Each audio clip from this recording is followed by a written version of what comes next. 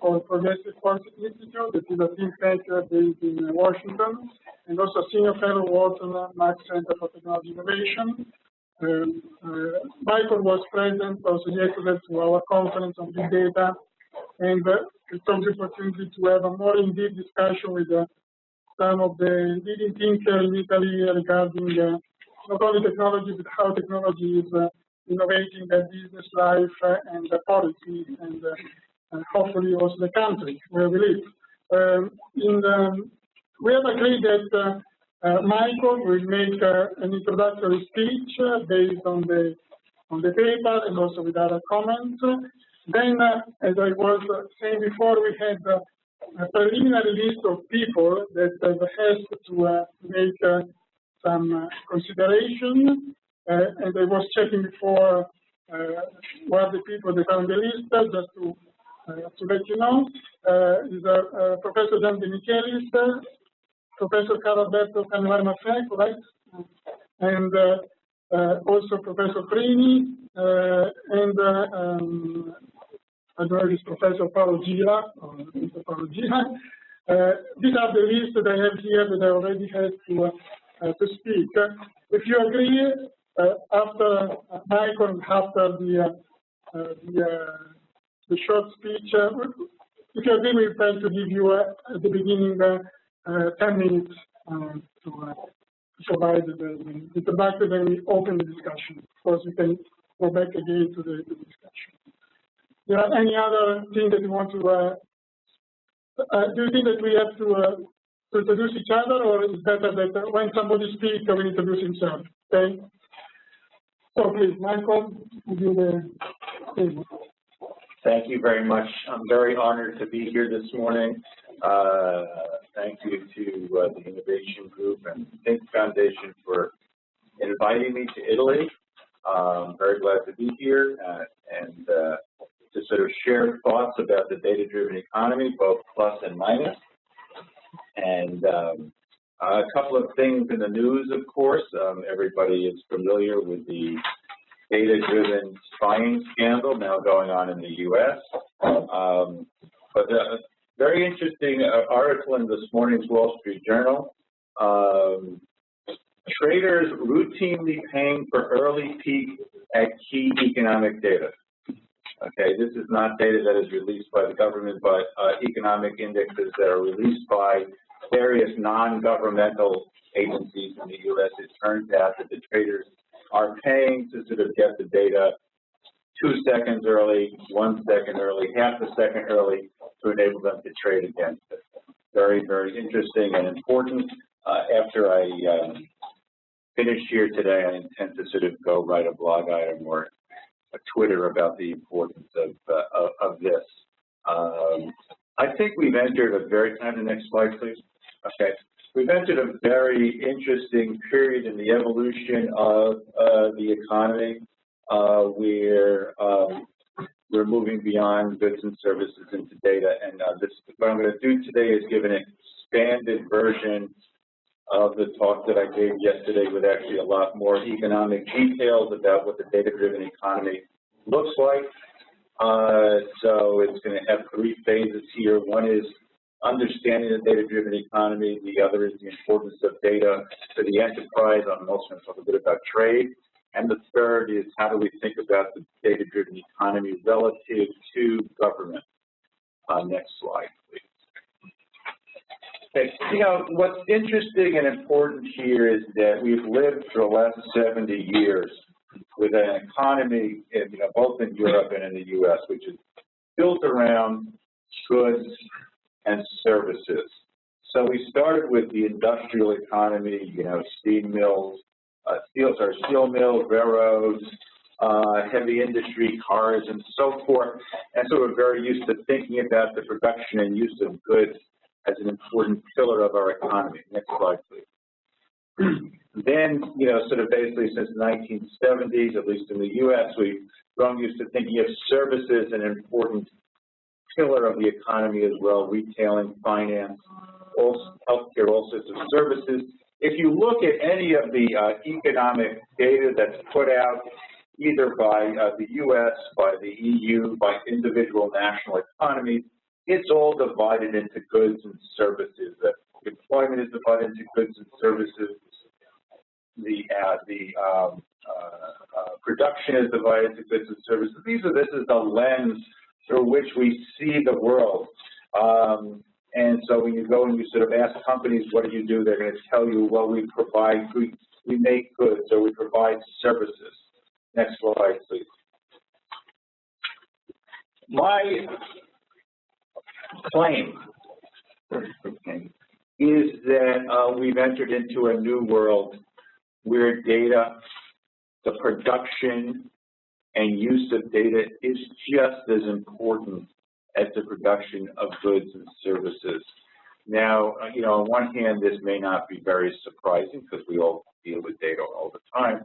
On the other hand, this is actually a very big step conceptually forward, because when we think about what the purpose of national economies are, what generates jobs, what generates prosperity, what it says is that we can achieve prosperity not simply through the production and export of goods, not through the production of export of services, but through the production and export and consumption of data as well. That is, it leads us to identify new national assets that can actually be used in the future. It's a different way of thinking about not just the economy, but economic policy. Next slide, please. This is a fundamental statement of the data-driven economy. Okay, the production and use of data is a fundamental component of economic value creation, just like the production and use of goods and services. Let me give you a strange but accurate example. You can go on YouTube now, and you can find videos of cats, many videos of cats. You can find videos of grumpy cats. You can find videos of happy cats.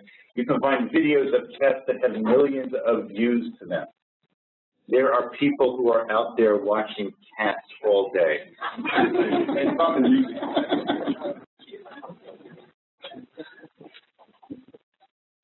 Now, they're not paying for it. Okay. How then shall we view this consumption of cat videos in the economics? This is pure data transfer. There is nothing else going on. Is this any better or worse than spending your time going skiing or sitting outside sipping a nice beverage or any other thing that you might be doing that consumes your time and money? The fact of the matter is that I would argue, no, this is in fact no different. Now let's change the example a little bit. Let's suppose that somebody goes on YouTube and instead of pulling up a video of cats, you pull up a video of computer science lectures at Stanford University. You can see those, they're there. It's the same data. You're not paying for it. Is this a valuable activity or not? Pure data consumption, it is human capital and investment, no different than if you went into a classroom and learned the same material. I can go through example after example where we have managed to separate out the production, use, consumption, and investment in data separate from anything else, and it has value. It is valuable. Next slide, please. So data-driven value creation, what I've done is I've mapped it into sort of the various components of the economy: consumption, investment, government, and trade. So we can have the provision of data to customers. People consume health-related information, for example. They consume cat videos. They consume information on tourism. Okay, the data, you know, the NSA didn't like it. They're going to just give me 1 second, and if they can't, we'll just keep going.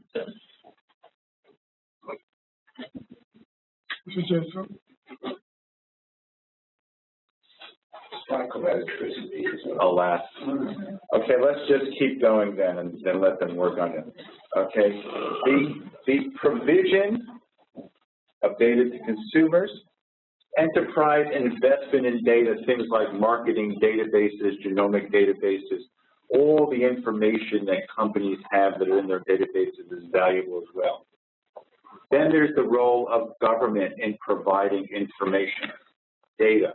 As we go forward, we may discover that the single most important role the government has is, in fact, data provider and vetter. And finally, something that is extremely important and extremely unknown, okay, which is cross-border trade in data. Now, which piece did you give up? Okay, there's a piece we just came out with. Actually, it's actually not officially on our website. We keep coming out. We keep coming out with working paper versions called Data Growth and Trade. I'm going to speak a little bit about cross-border trade in data. Now, data is different than goods and services. Goods are tangible and they can be stored. Keep going. Good. Goods are tangible and can be stored. Services are intangible and cannot be stored because they're connected with people's services. And data is intangible and can easily be stored. So what I'm proposing is a division of the economy into goods-producing industries, services-producing industries, and data-producing industries, where these days the data-producing industries are growing far faster than the other two, and they have a location which is not as easily outsourced. Next slide, please. Now, one important note here, and this is going to come up over and over again, our economic systems and our business accounting are not designed at this point to sort of handle data. It is ironic. Our data does not include data about data. Now, this is not a surprise. The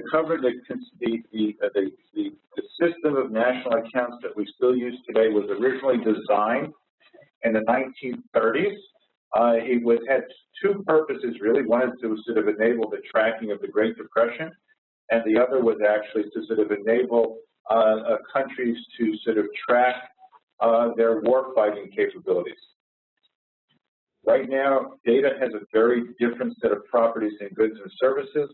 It's not easy to assign a monetary value to them. It's not easy to unbundle data from goods and services, and the fact is it's even hard to track which direction data is flowing in. So I am, if not foolhardy. Next slide, please. Okay. Now that I've announced how difficult it is to track data, I'm going to give you some examples of how I've tried to track. Let me give you a little bit of my history so you can actually understand why I'm sort of willing to do this. Is that for 20 years, I was the chief economics writer for Business Week in the U.S. One of the things that we did was we tried to go places that academic economists would not go in order to sort of give people better insights. And then what I sort of learned was that very often there's ways of getting at some economic truths very early on. So I'm going to give you a couple of examples of how data-driven growth is important. How many people in this room have smartphones? Okay, we got pretty much almost everybody. How many smartphones? How many smartphones? How much time during the day do you spend looking at your smartphone? Too much. Quite a lot. Okay. Now, the fact of the matter is every time you look at your smartphone, you're consuming data. Does this consumption of data leave a monetary footprint anywhere? Depending on your data plan, probably not. Okay? It's, you know, the GDP is based on tracking monetary footprints. You're looking at your consumption of data is not being directly monitored. In fact, there are ways of looking, you know, there are surveys, however, that is done about, you know, internet usage, broadband usage, smartphone usage. So we can actually see how much the time that you are spending online, either mobile or broadband fixed, is increasing over time. If we assume that your time has a value, which I assume that for most of the people in this room does, it should be, we can actually sort of estimate what the contribution is of your consumption of data is to GDP if you're actually measuring it. Now, this is a fairly straightforward, though ugly procedure. Okay, it's an ugly procedure in the sense that we don't actually really know. There's no systems in place, but we could sort of make a reasonable guess. And so for the U.S., in the first 2 quarters of 2012, when we at the Progressive Policy Institute in D.C. made this calculation, we discovered that the unmeasured use of data added about a ½ percentage point to GDP growth in the U.S. Now, why is the first 2 quarters of 2012 interesting?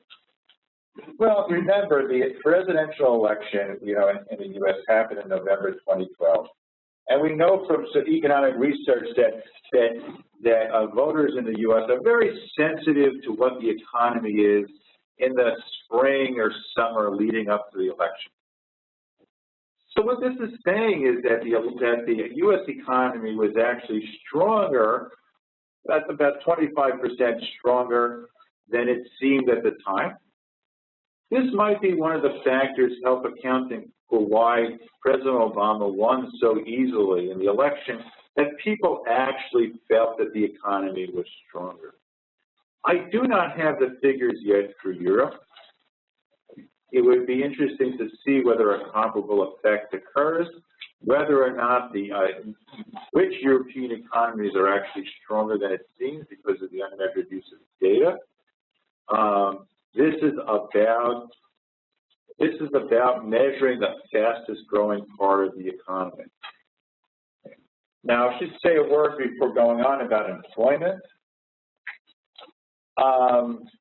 Is the data-driven economy generating employment?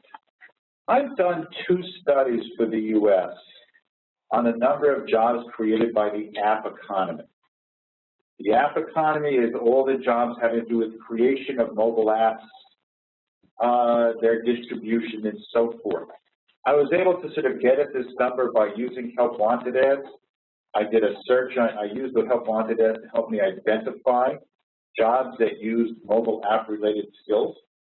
This in theory could be done for any country. Okay? We're doing this at this point for the UK with a grant from Nesta, the Innovation Foundation there. What we discovered in the US is that the app economy included about 500,000 jobs. That is to say, there were, this made the app industry, which includes not just small app companies, but also app hiring by large companies, one of the fastest growing industries in the U.S. The creation of 500,000 jobs is nothing to be sneezed at this day and age. It turns out that that this appears to sort of be growing at a substantial rate, the number of jobs in the app economy, far faster than the overall job. And that what is also true is that the computer and mathematical occupations are heavily biased towards young workers. So this is a field, an area which is capable of employing young workers. One side note here, which I mentioned at yesterday's talk, which is Edward Snowden, the whistleblower. Of course, was not a college graduate, and he was earning a sizable salary working for Booz Allen in excess of 6 figures. So, in essence, these jobs were exactly what we've all been looking for: well-paying jobs for young people that did not require a college degree. If we can only have more of those, we'd be okay. Next slide, please. Now let me talk about trade, which is extremely interesting and important. If I was to look at the international trade report for the European Union, or for the U.S., or for Japan, I would see exports and imports of goods. I would see exports and imports of services. I would not see a single line for the exports or imports of data. It does not exist. Nobody tracks it. Nobody officially, governmentally tracks it. There's some consulting firms that do track it. So it turns out that between 2008 and 2012, global demand for cross-border bandwidth rose at a 49% annual rate. Now, in fact, I'm using the exact terminology here. These are the size, this is roughly the same size as the flows. It wasn't simply global demand, it was the actual flows. Most of these flows are going through submarine cables and not satellites. New cables are being built all the time. Existing cables are being upgraded at a very rapid pace. Next slide, please. So in fact, what we discover if we compare trade and world trade and data versus goods and services over this period, cross-border data flows grew by an average annual rate of 49%. Cross-border flows of goods and services grew at a rate of 2.4%. If you are looking for the industry, the area that is going to propel growth in the future, it is a data-driven part of the economy. This is a very important chart. This chart is going to influence the trade negotiations between the U.S. and Europe, because it's going to turn out, rather than agriculture being the key sticking point, it's going to be data. This is also going to tell us something about which regions of the world are going to prosper, because the ones that can benefit from the cross-border data flows are the economies that have the best chance of prospering going forward. We've moved out of the era where, outsourcing of goods and services is something which has taken place already. The question is, what's going to happen to the data? Go on to the next slide, please.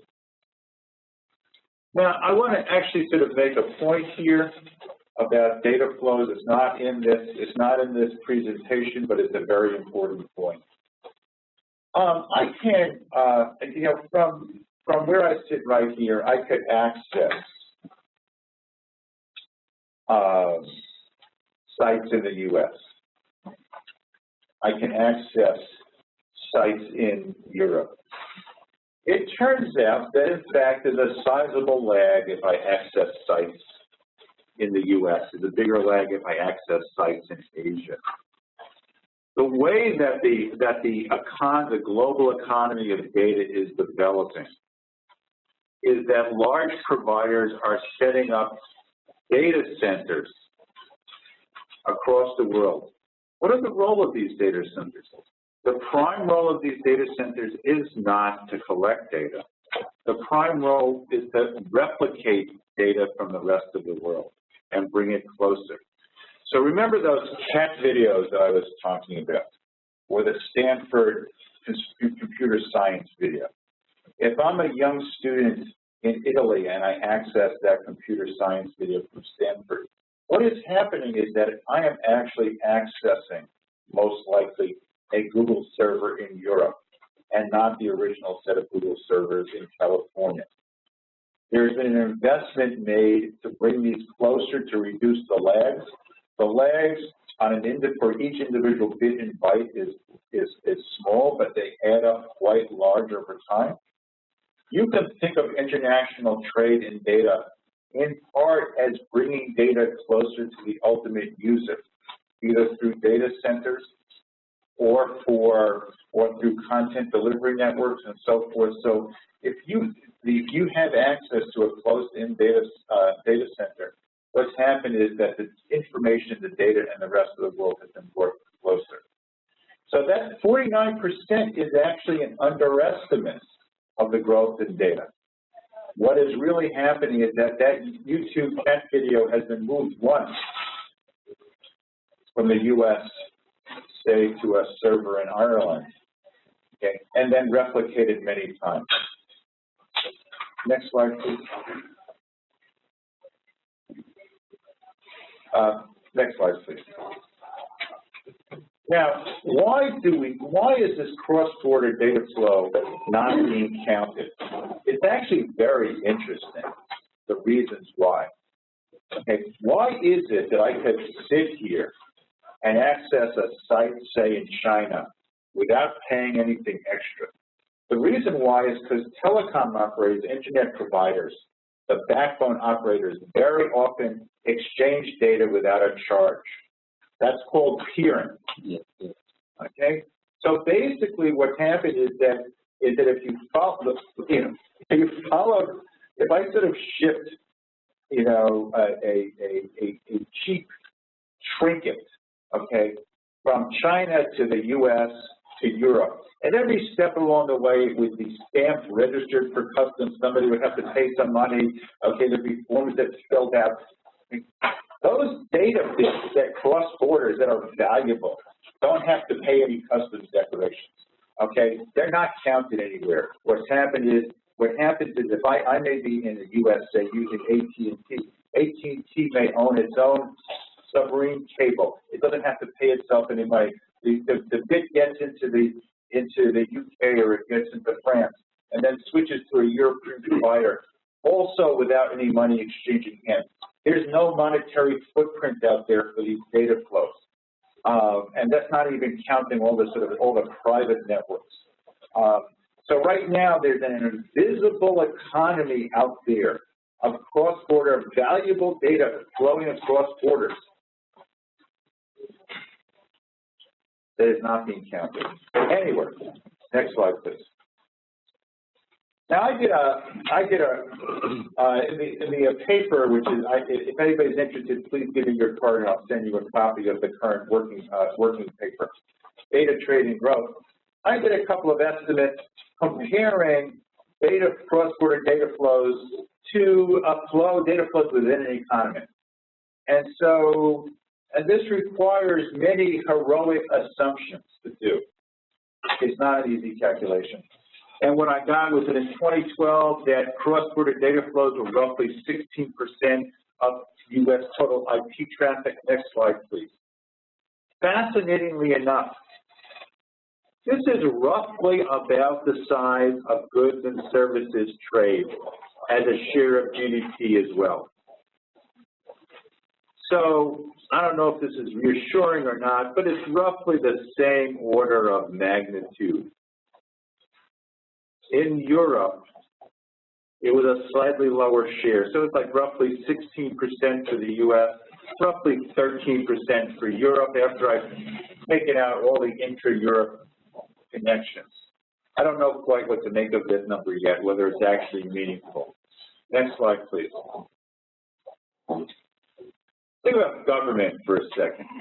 Government is very much in the news these days, government and data.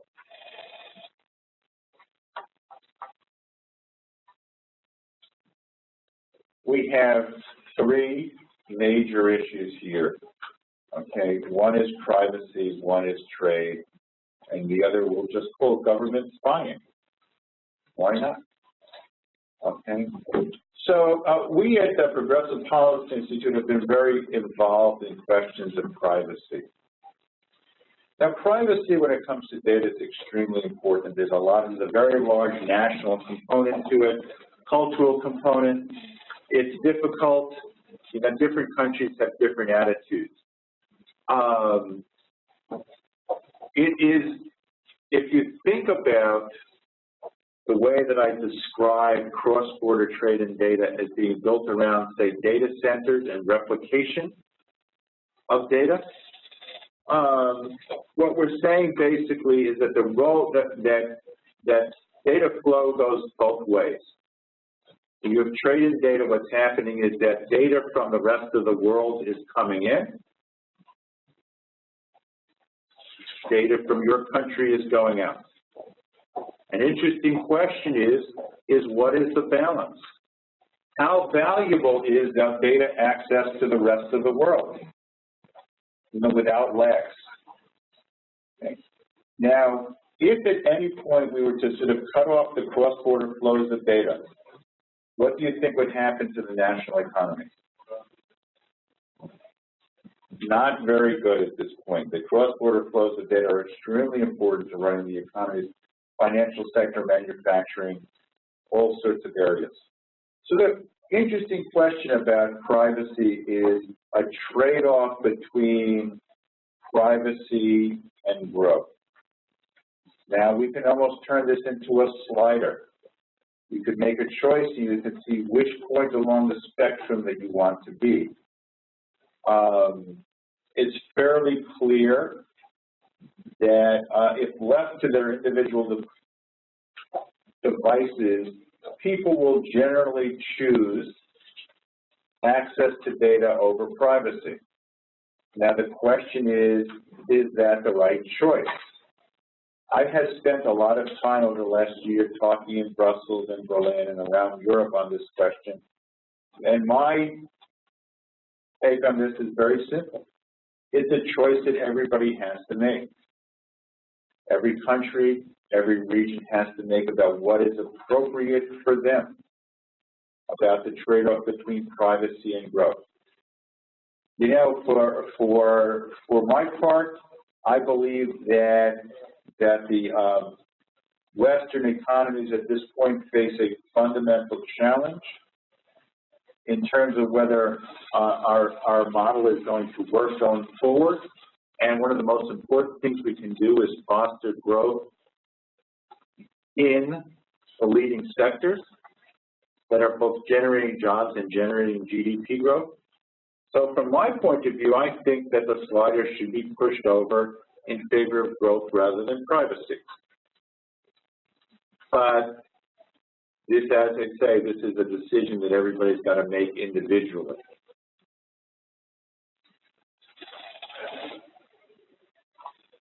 We can talk more later if you'd like about, you know, the overall question of privacy. Trade.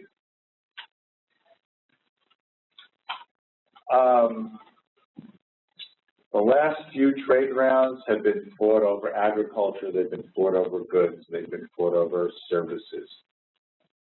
Data is different. The reason why data is different is because data can be replicated.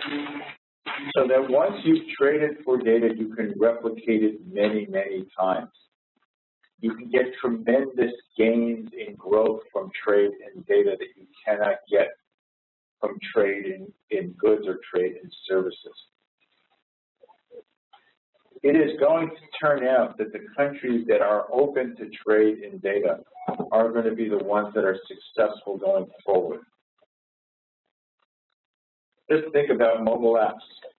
You could have somebody in a small town write a mobile app which sells globally, which brings in enormous amounts of foreign exchange without having them having to leave their home. It is a paradigm shifter. It is a different way of thinking about things. What happens is that the size of the market is global. The size that can be accessed by good, smart workers is global. And small businesses can be just as powerful as big businesses. This is really something that changes the dynamics of what happens to small businesses in a global economy. Finally, let's get to the government spying. The recent revelations were, in fact, the oddest of revelations, in the sense that they were both completely unsurprising and completely surprising at the same time. No one, I'm sure, is surprised that the U.S. government was engaged in cyber monitoring. No one, I'm sure, would be surprised to find out that the Chinese were involved in the same thing. No one, I'm sure, will be surprised to find out that the Russians were involved in the same thing. Still, the revelations were surprising. Is it surprising, you know, is the scope surprising? You know, when I'm online, I don't think of privacy versus no privacy. I think of how much work is it going to take somebody to break my privacy, and is it worth it to them? What do I have that needs to be concealed? What do I need that needs to be kept private? Because you can be sure that if the U.S. government wanted to find out something about me, they could.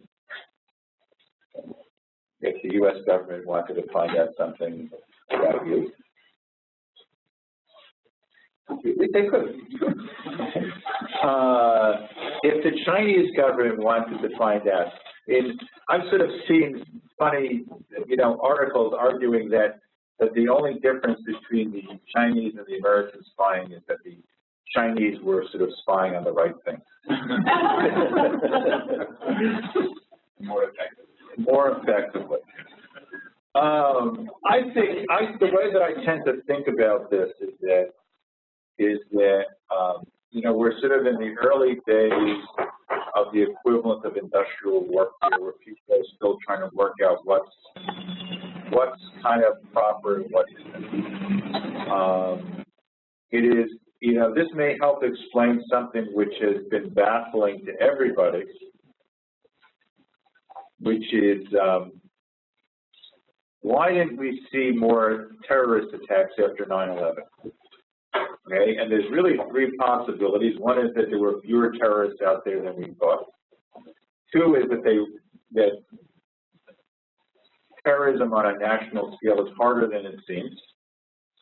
And the third is that the U.S. government, military and intelligence operations were actually more effective than it seemed. As far as I can see, there's really only three. Those are really those are the three exhaustive possibilities. To me, these revelations raise the Bayesian odds on the third, as opposed to any other. It also suggests that part of the strength of the U.S. information technology industry actually rests on funding from the government. I think it's important to understand, and I wasn't actually joking. Well, I was partly joking. I mean, I've got a 23-year-old son and a 21-year-old daughter, who have jobs, but it's a difficult market out there. And I'm actually wasn't only half joking about the creation of jobs for sort of young people, which only have, less than a college education. These are all things that we have to think about as we think about the economy going forward. Data, you can sort of say basically, the era of goods production is not over, but the era of the growth of goods production is over. The era of service production is not over, but the era of rapidly expanding service production may be over. The global growth in developed countries is going to come from the data sector, one way or another. That's what's happening in the U.S. at this point, both in jobs and in output. What the implications are for Europe and for Italy, I couldn't quite say, but I do say if I look at the U.S. economy, I can sort of see where growth is coming. I don't think I'll stop right there. Okay. Oh, let me just say, I won't stop right there.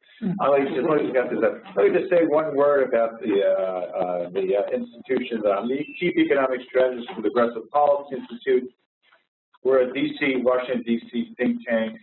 We're middle of the road. We're Democratic leaning. We believe in innovation and growth and pro-market, but within the context of good social values. Thank you. Well, we tried a bit. Thank you, Michael. You said a lot of things, and I think that there are people here that we can comment and integrate. So if you agree, we can start with the discussion and giving the words to the people that have already booked the slots. So I will start with Joseph Michaelis. Okay, thank you. I like very much both the paper and the talk. I need an introduction so I can write it down.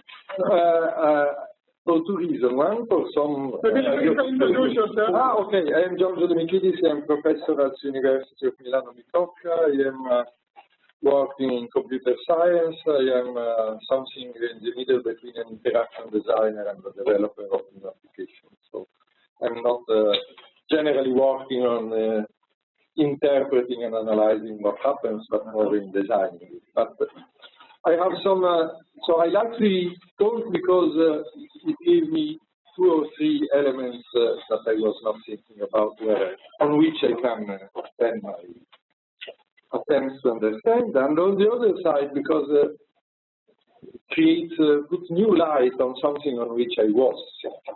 And so it's interesting to cross two different ways for looking at something that happens around us. I start with a question. You are speaking about data and not about information. And that is an interesting point because in many cases your examples are strictly related to information and not to data. So, but since I understand that for computing and having a quantity, data are very much better than information, I can understand that in some sense the impact is strictly related to the value of the information contained in the data. And also the last observation that you did, that spying people need to do it well. Otherwise, it doesn't make any sense that it is related with the information. I'm not going to sort of belabor this point of the data versus information. Think about the cat videos. Yes. Okay. You know, we've adopted the notion that information is only valuable if it has a monetary value. You know, but imagine that I was sitting here wearing an ugly shirt. Yes. Okay. Now I might be wearing an ugly shirt that really makes me look horrible. Now, when I bought this shirt, okay, this ugly shirt, it got counted in GDP just as if it was a shirt that was flattering to me. We don't make any attempt when we calculate GDP to sort of assess the underlying true value. And so what I'm saying is just, well, actually, I'm going to actually give, you actually have to read the other paper. When I talk about the data replication, the value of trade there is the difference in the value of bringing the data closer. Okay. So in some sense, I end up doing first differences on that to eliminate your question. But it raises a fundamental question.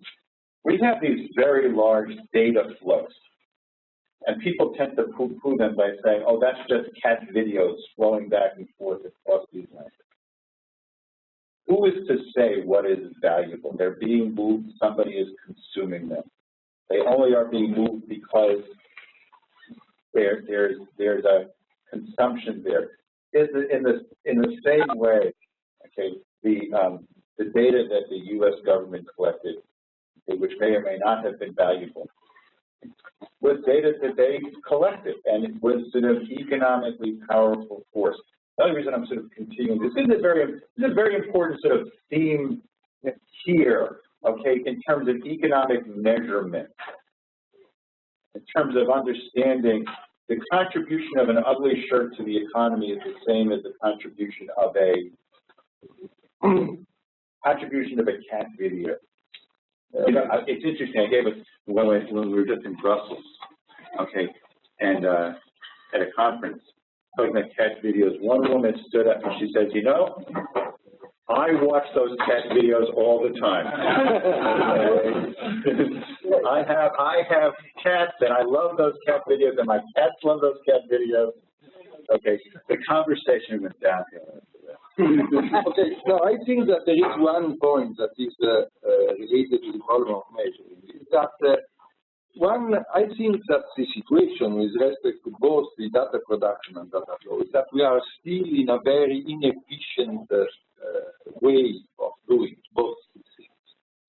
And so that until we don't have a development of both data creation and data distribution and data flows, we will have that the measure of data sometimes measure bigger flows than what is needed, and that look into the information is a complementary view, allowing to try to understand what is really changing the economy and what is instead a sort of noise due to the fact that networks today are so inexpensive for most of the people using them. That is the first point. The second point that is for me quite interesting is that if you look to the production of these data, that these can be divided, the separation is not so clear, in one part that is created by default, is created by actions that have a different purpose than creating data. Typically is all what I do for buying services and so on, that I am not willing to create data. I am willing to buy a book, but that's the information that I don't want to become for better information. That is interesting because all this part is going to generate two different flows or two different ways of using it. One is most of us use this type of information in an invisible way. When I enter in Amazon, I don't need to give them some information because I gave it the first time, and from that time I don't use it anymore. And that makes my self-production of services quite very much more efficient than before. And so I like it. It's like Bancomat, cash dispenser. In the cash dispenser, I do everything, but I spend less time, so I'm happy. The second is instead that there is real data production. That means there are people observing phenomena or registering them and then structuring this data and putting it in use for other people. The two sets of data are frequently linked, even if you are not yet very much able to create some real information linking this data, but that is the idea. That what people does plus what I get in terms of information will increase my capability, and the cross-border information is frequently a combination of the two. But in any case, that means that the production of data is the part that is by default. It's difficult to consider it a production of data because somehow it's not originated as a production of data. In terms of flows, as I said, there is instead that some flow of data is somehow invisible to users. They generate the flow, but they are not interested in seeing the data. And the other part is instead that they generate the flow and they want to see the data in order to make analysis of them and so on.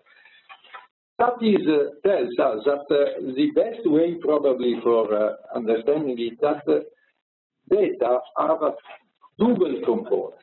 One is that they are the main actor of the transformation of the services. Because when service becomes self-service, there are data, always. When we do by ourselves, if you go to the Amazon cloud, you configure your system, you do it by yourself. Amazon is not doing anything but for creating the infrastructure. And so all the flow of data is generated by you. On the other side, instead, if you are going to IBM and you buy cloud from IBM, you speak a lot with them because they are delivering you service in the classical terms. There is a person that tells you, you can trust on me, we are IBM, we put this service in the traditional form. There is another part that instead is the flow of data for people who are taking decisions, generating actions, and so on. That is instead real. The flow of data has a value, but it's more data like good. It's a particular type of material good. I buy data because I need them for doing something. I need a set of potential customers and so on. So in this way, you can understand that probably data are dividing themselves in the two corners that before, but that I probably you don't like it because somehow it's not putting in front of us the third component as something different from the other two. But I think that the two complementary views are needed in order to try to help ourselves to understand what is really happening at this level, because I am still seeing a lot of things happening that probably will not happen next 20 years. Some comment? No, actually, the comment I made sort of in the middle. So let's keep going. Okay. Carlo Alberto. Thank you. Carlo Alberto Canale, I teach strategy at Bocconi University, Michael. I have three issues for you. The first is facts. One of the most interesting arguments you can imagine on the agenda of politicians today is not the classification of data, but rather the taxation of data. I've been working on when an economic sector becomes relevant, all of a sudden, okay, politicians becomes interested in that thing, not because of the intrinsic value, but because of taxability. Are you talking about the French paper? Just, French paper. They quoted, the French paper actually quoted my piece a lot. An argument. I'm not sure. I've been working with Google and the likes for preventing any fiscal attack against the principle of data taxation. So we come back to the nature, the economic, the legal nature of ownership, trade, location of data, applicable law, jurisdiction of data. There's a little thing. Second element, the economic nature of data consumption and its externalities, because your classification of data as a third category relies on an assumption that they are intangible, therefore, but they are storable. Okay, and I think that there is a third element to be taken here into consideration, because it is the economic function of the consumption that makes the difference, rather than the status itself of data. Let me come back to this. The third element is involves public policy and public accounting of data as an element of wealth. Okay? And the new wealth of nation is in between data and information. So we need to issue clear guidelines. We altogether for public policy to account correctly for data. Let me start with data ownership, access, trade, and taxation. Okay? The problem here is that the transfer of property of data is a problem, because you encounter the problem of duplication and distribution. The economics of distribution and duplication of data are such that the variable cost of trade, of data trade, duplication are negligible, and it's all sunk cost and fixed cost. So anytime you actually transfer data or you get access to the individual data, you are actually transferring property. There is very little difference between access and property transfer. Okay, and this delicate situation becomes a problem when you have to taxate, because what does it mean to make taxation on Google data in Italy versus California or Cayman? Where is the value added actually accruing? Is transfer of data, is a transfer of property, is just an access? I think we should raise the issue of an institutional charter of data status at the WTO level. I think it's a relevant issue that needs to be somewhat lightly regulated. Michael, I think you have an argument here that this argument should be put on the table of WTO to avoid double taxation, to clarify once for all the issue of where is the value, what is the applicable law, the jurisdiction on data, because if data is a new sector, that's your claim. Okay, data is a new sector of the economy. Then I'm going to ask you, who are the players? What's the relevant market? Is there any dominant position? Is there any antitrust implication to be taken on that? And you're opening the Pandora box, my friend, and be careful, because you get politicians and lawyers, politicians and lawyers walking around and can recommend.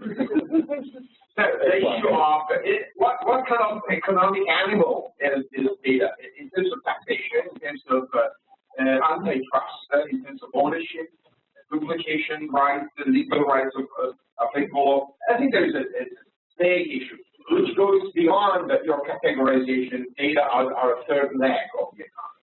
Second issue, you are classifying data as a third category because you say they are intangible but storable. Okay, I don't think that is the nature of intangibility, but rather the consumption function of data that makes the difference between goods and data. Data are information goods, therefore they are experience goods. Therefore, consumption is not a value destroying function, it's a value adding function. Actually, the externality of data consumption become data themselves. So every time you access the famous cat video sitting on the table, okay, you're actually creating involuntary data. So the consumption itself is a misplaced term. And you're not consuming anything. Indeed, the entity, the economic entity, actually gets enriched, not consumed. So if data consumption is not a negative value added economic function, how can we treat it? Because all the consumers are actually producers, as you probably know. So there is an issue of who contributes to what.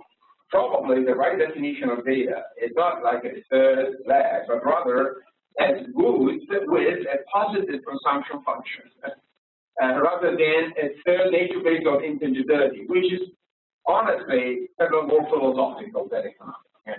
Whereas that is the inversion of the economic function is very tangible. Tangible and material is not immaterial. Intangibility is philosophy. Economic value added is money, and it becomes taxation, by the way. Third element, and then I conclude, is you said that you lean towards the Democrats, so you're the guys that are interested in more taxation. And that's what we understand from Europe. But just kidding. Final is how can we lay the foundation for a rational, understandable public policy on data treatment and spying and whatsoever. The state that you can't have 100% privacy and 100% security or free trade is, for my understanding, is by Obama last week, is a clear set of the trade-off. So what would be a proposal? Why don't we propose to set up a balance sheet of data? Because data are not just assets, my friend, but they're also liabilities. Okay? They embody liabilities in terms of right of representation, right of ownership, consequences of access to data. So they actually allow for creation of a balance sheet. So why don't we suggest to public politicians to lay their foundation on privacy, not on philosophical argument only, but rather on a robust economic theory of data as elements of balance sheet. There is an asset side, there is a liability side. You have to decide which balance. Okay? You want them to be less liable than possible, therefore they are not assets or a minimum asset possible. You want to extract the maximum value from your asset, the liability. Okay? You decide the line. Who decides the line? Everybody, you understand, but on the same methodology of this. With you, as an individual, should be allowed to decide which is the appropriate level of the balance between asset and liability of his own data at every company. So you create this way, you create a market of data which is widely regulated. It's not a state monopoly. It's not prohibitionism. It's not arbitrarily defined as this is the right amount of data that needs to be circulated because the government has decided. So it should be a market with a free price of the value of data. You set the price of your data. Okay, with Google, the price is zero. You can be subsidized with your access to Gmail or Google Maps. Okay, it's basically you get your privacy data traded free of charge with no financial implication, just because you have the access of the information of this. So why don't we just structure this in a public policy framework? So everything becomes clear. There is a price of your privacy, which is zero if it's subsidized by other means and services, or there is a positive price if you think you can deserve some. So I don't know, coupons of data at any grocery store for your labels, okay? Or public price if the data are physical data or health data, because of course they are sensitive and therefore should be treated with a different currency, which is the currency of freedom. So why don't we suggest we make a step forward with respect to your paper here, and we propose not just the general implication for public policy, but really a clear framework, rational, measurable, and we make data market a liquid, transparent, and fair market. Thank you for those very interesting comments. I just wanted to make one, I don't know, objection, but sort of an addition. So data is intangible, it's storable, it's replicable at relatively low cost. And so, you know, economics tells us that if something is replicable at relatively low cost, Of course. well, no, I would sort of say that we've got a genuine sort of, suppose that the data is in the U.S. and it wants to be used in Europe, like that computer science class video. It's worth it to sort of spend some money to sort of move it closer to the ultimate consumer. That is to say, the same bits and bytes are more valuable if they are closer, there's fewer lags, it's more worthwhile. What we see across the world at this point is that multinationals survive in part by moving data production techniques from country to country at a relatively low cost that enables them to take advantage of labor in other places, improve productivity growth, and so forth. So we have kind of a fundamental and interesting question. Your balance sheet idea, while interesting, is still stuck in the 20th century. Okay, you're still stuck in the issue where things cannot be replicated. Your right-hand side, your assets.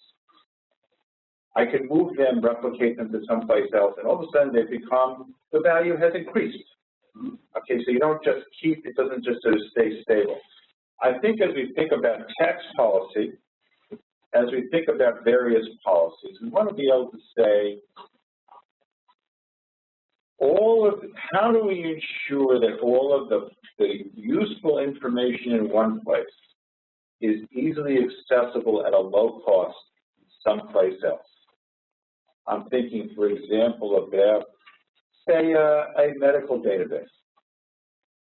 You know, very extensive in the U.S. that sort of could have or an engineering database that could have applications in Europe. Question is how to sort of ensure that either by our tax policy or by other policies that we do not slow down the expansion, the replication, the positively beneficial replication of information. Now the question that you raised about it speeds up my time at the ATM.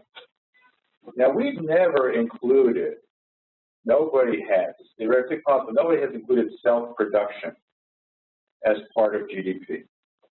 It would be very interesting at this point to sort of do that, you know, because then that sort of gives you a framework to think about the sort of production of data by individuals as well. Then we'd be able to sort of see what the true value of time and you know, and the use of information and data in that context. So I'm all for kind of proceeding forward with a more extensive articulation here, but I think one has to understand that barriers to the replication of data, okay, if they sort of cut off the replication of useful data is very problematic for sort of economic growth. And we sort of have to kind of think about what our perspectives are here.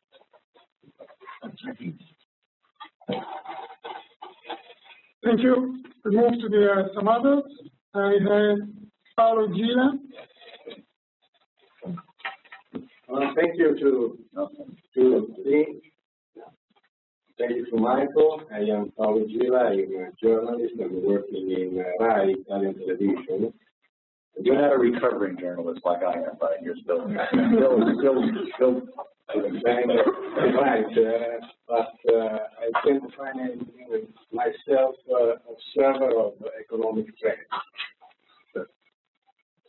I prepared a document which you now read, and if you want, I can send you. Please. There are at least two issues to discuss about the big data that need, in my opinion, further analysis. The first one concerns the electricity current, and the second one is about data pooling. To an increasing volume of data and information circulating on the web, and that the web itself depends, corresponds to an increasing need of new and more sophisticated ways of recording and storage. As a consequence, it is necessary to implement information architecture that works 24 hours, 7 days, vacation included. Several clusters are located in different areas of the world, especially in the northern regions, throughout their cooling systems. To achieve this goal, we need electricity. I try to gather information about the amount of electricity used by databases located in the most industrialized countries. There are different data, but they all agree upon the tendency to grow. The big data system is not only complex, it requires a lot of energy. How long time is it sustainable? To correctly analyze this issue, it will be of crucial importance to measure a hypothetical cost of energy terabyte and to locate in time the growth curves of the data volume with the ones of cost per unit. There is a second question related to the first one. It is about the quality of data. Which are the quality data to safeguard? And the ones that we can forget about. Dealing with data also means to generate a priority scale by quantity and quality, as we do in economics and statistics. This is a new field of analysis that requires many subjects to merge in order to create new parameters of evaluation, not to drown in a huge storage. It is the man who has to sit on top of the elephant and guide it, not the other way around. So the question, in my opinion, like observer, is to create a new knowledge model, new management paradigm, new governance schemes, and the focus is to create new indicators. We need new indicators. Without indicators, we can do nothing. I think to the relation between data and energy, the cost, and in second time, probably the relation between data and trend of the trade. In conclusion, I can show you some sources. By Paolo Padini of Bocconi, data web storage was 2 years ago 500 trillions of gigabytes, and there will be 2,500 trillions gigabytes in 2050. The second time, OECD, the Organization of Economic Country Development, the traffic on internet has been doubling every 100 days.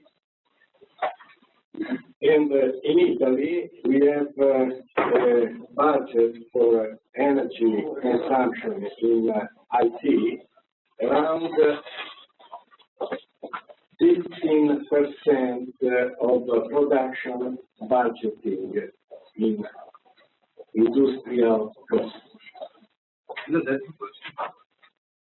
Quindi la fonte è l'Associazione Generale della Domanda Elettrica.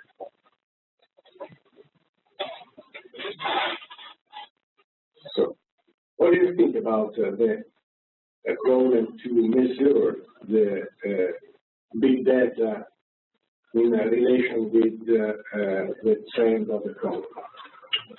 Let me just thank you very much for the comments. I think that both of the comments were very interesting and important.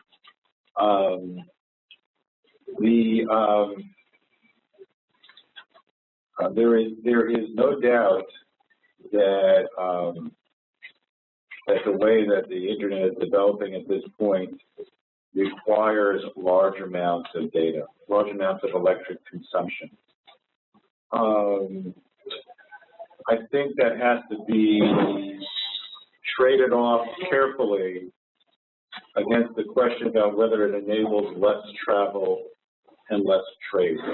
We're actually looking less trade of physical goods. So that is to say,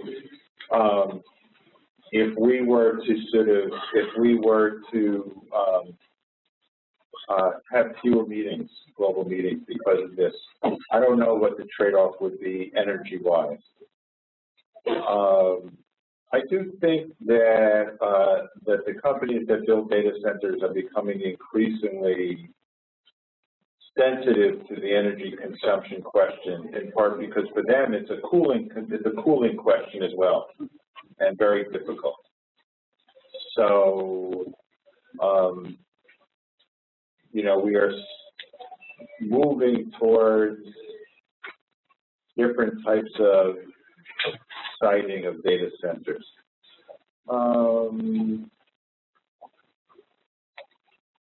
Do I think in the end that a data center is more or less energy consumptive or greenhouse gas producing than a kind of a comparable industrial facility that produces the same value added?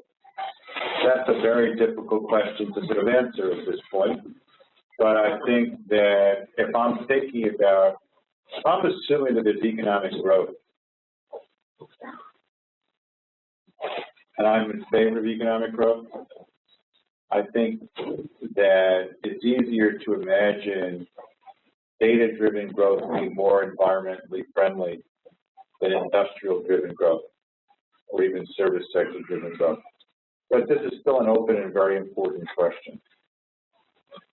You're right, Michael. Just to inform you, the foundation team is started to conduct a study because we have seen some paper in the U.S. and university in the U.S. that it seems to be that the consumption of energy and the production of CO2 can increase with the use of internet. And in particular, not only for data center, but also for the edge, for the periphery, for the network, and for the usage of this stuff. This is so we are doing that. Before to give the word to Professor Porillo and then to Professor Prini, I just want to comment because nobody Michael has raised 3 or 4 major issues. One is, of course, the economic growth, the measurable data on the GDP, but also the other is the trade, the employment, and also you can comment again the privacy versus growth and all the issues related to that. Now I give the word to Alberto Polino. Yes. I'm a professor at the University of Milano Bicocca, and my background is software engineering. Okay. And presently I'm teaching human-computer interaction and especially the impact of the internet on the users. So I will stay for the moment on the first issue. It's clear to me the economic value of data. I'm not an economist, so I don't take this idea on how to measure it and how to tax it. I think that they will, at least in Italy, find a way to tax it. I think we have to find a way to measure it. To our government. But I have a preliminary problem. So I think that we have a complex taxonomy problem. So what is data? We have products, we have services, and we have data. And what are data? I think that not everything that is immaterial can be considered data. For example, I'm giving a simple example. You have spoken about the big mobile app economy. So it's not clear to me why apps can be considered data, because we have some paradox here. So we have this thing which command the video, which is a product that is tangible, but I can have exactly the same thing within my iPhone, It is basically the same object which takes different forms, but for this simple fact, it doesn't change its nature. So I will consider it. This is can I adjust that one really a big quickly? number of ups. Can I adjust that one? You'd have to go back to a factory to reproduce that one. Yeah. Okay. It would cost you something. The one that you're holding in your left hand would cost you something to reproduce. You'd have to go, whereas the app could be very easily to be reproduced for virtually nothing across multiple software devices. And so that's the sense in which these, from an economic point of view, those two objects serve the same function but behave very differently. So this is not a Yes. This opens the issue of how to attach an economic value. I'm still speaking about taxonomy. But let me go on to the taxonomy. So, what is data? It is, some things are clear to me. So, structured data in databases, if they are valuable, they are data. Publisher content, like videos, the content of books, the content of music, this can be considered. I don't know if data or information, but this is a material thing which is not a product, which is not a service, is certainly data. So there are a number of user-generated content which are undoubtedly considerable as data. For example, reviews, user-generated reviews to products, to services. Some user-generated logs of events coming around. These can have an economic value considerably. But there are some things which are borderline, and I wonder about software. Because, well, first, algorithm. Maybe that algorithm may be considered data. But software products, how do you consider them? Because it seems that depending on the use that you make of the products, they can be considered either products or infrastructures or data. For example, open source software. If you use open source software to implement a service, so you use it to implement your infrastructure to which you supply a service. In my opinion, this could not be considered data. But if you put the open source component on the net, so you in a sense, you allow other people to use it to make other things. So open source components in this case could be considered data. So software is borderline, and given the enormous economic value of the software industry, this I think can be probably the most important issue from the taxonomy point of view. What I don't think you mentioned in the final some measures of the IP traffic over the net. I don't think that this can be either an approximation of the economic value, because IP traffic mixes a lot of things. So this is a preliminary taxonomy problem. So I will stop here for now. Some comments? very interesting comments, but let's keep them. Okay, I'm a computer scientist with a mathematical background, teaching digital communication to political scientists at the University of Milan. And so I'm not an expert on any of the subjects that I just mentioned.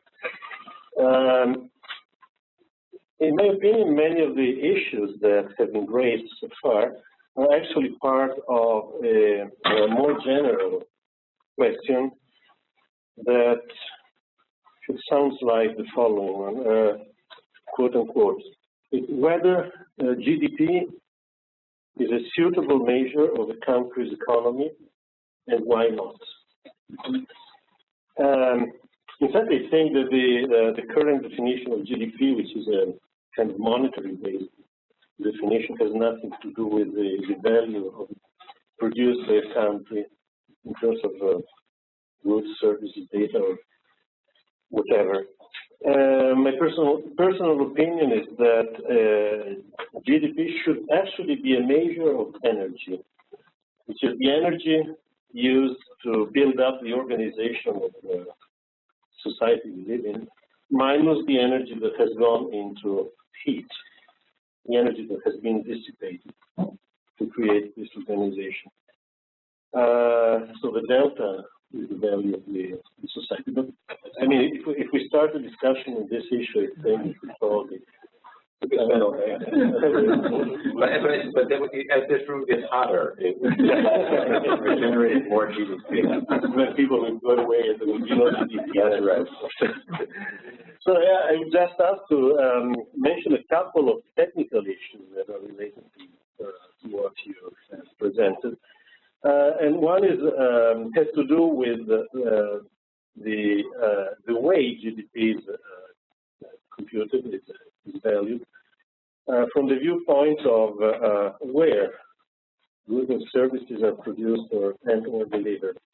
And in fact, there is a difference. There has been a difference between the Marxist approach and the Western approach, because in the Marxist statistical system, prices were CIF based, not FOB based, and so the cost of logistics was part of the price of goods and services. Now we are raising a problem about data logistics, which means transmission, storage, delivery, and at the moment it's not clear to me how these costs should be accounted to either production or consumption or to a completely different item in the national accounts. For example, a company like Akamai is one of the main data distribution companies. I mean, are they creating value or are they just moving things produced by others and consumed by others?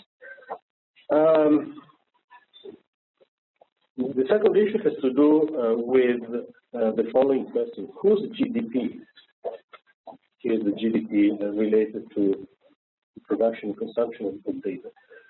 So when I click on a button on a user interface, I am actually producing data that Google is collecting and storing. Is the value generated by me when I click on the button, or is the value generated by Google when it collects the information that I'm clicking on that button? And similar examples can be provided for consumption. Why is this issue relevant? Because, I mean, many financial issues in the current work are actually related to the amount of GDP generated by the different countries. For example, government loans, government debt. And the split between producer and consumers of the GDP that you had estimated to be 0.07% or whatever it was, actually affects international policies.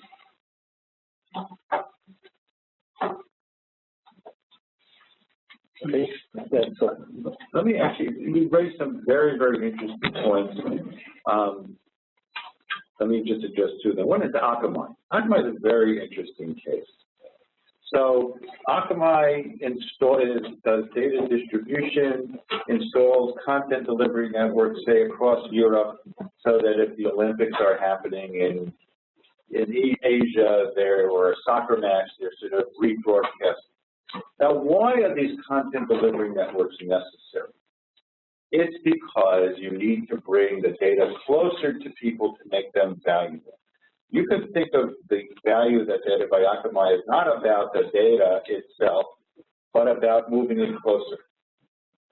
All right? This is very important because it helps understand. So what Akamai basically is, Akamai is the equivalent of a shipper, moving the data to where, it's the implementer of the trade rather than the trader. That's the right way to think about the second example you described about Google as well. You're clicking on Google, you're downloading a piece of data that originated somewhere else around the world. We can count the number of pages on Google that are US-based and European-based and Asia-based. It's roughly one-third, one-third, one-third. So you're downloading something that may have originated in the US or Asia. It is much closer to you. The legs are less. It's more valuable. So what you are getting from that transaction is actually the transport mechanism of Google bringing the data closer to you.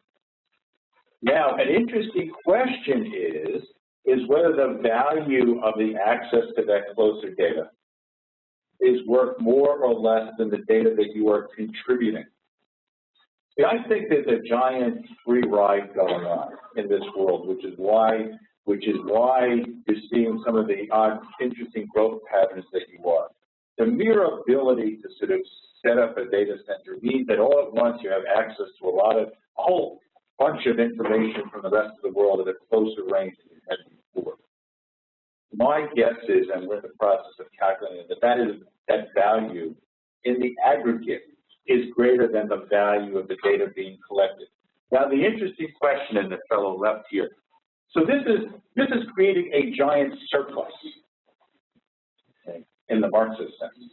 Okay, sorry, the act of building a data center these days, the initial data centers create not marginal ones, the initial ones, but it's a giant surplus because you have access to data that you didn't have before.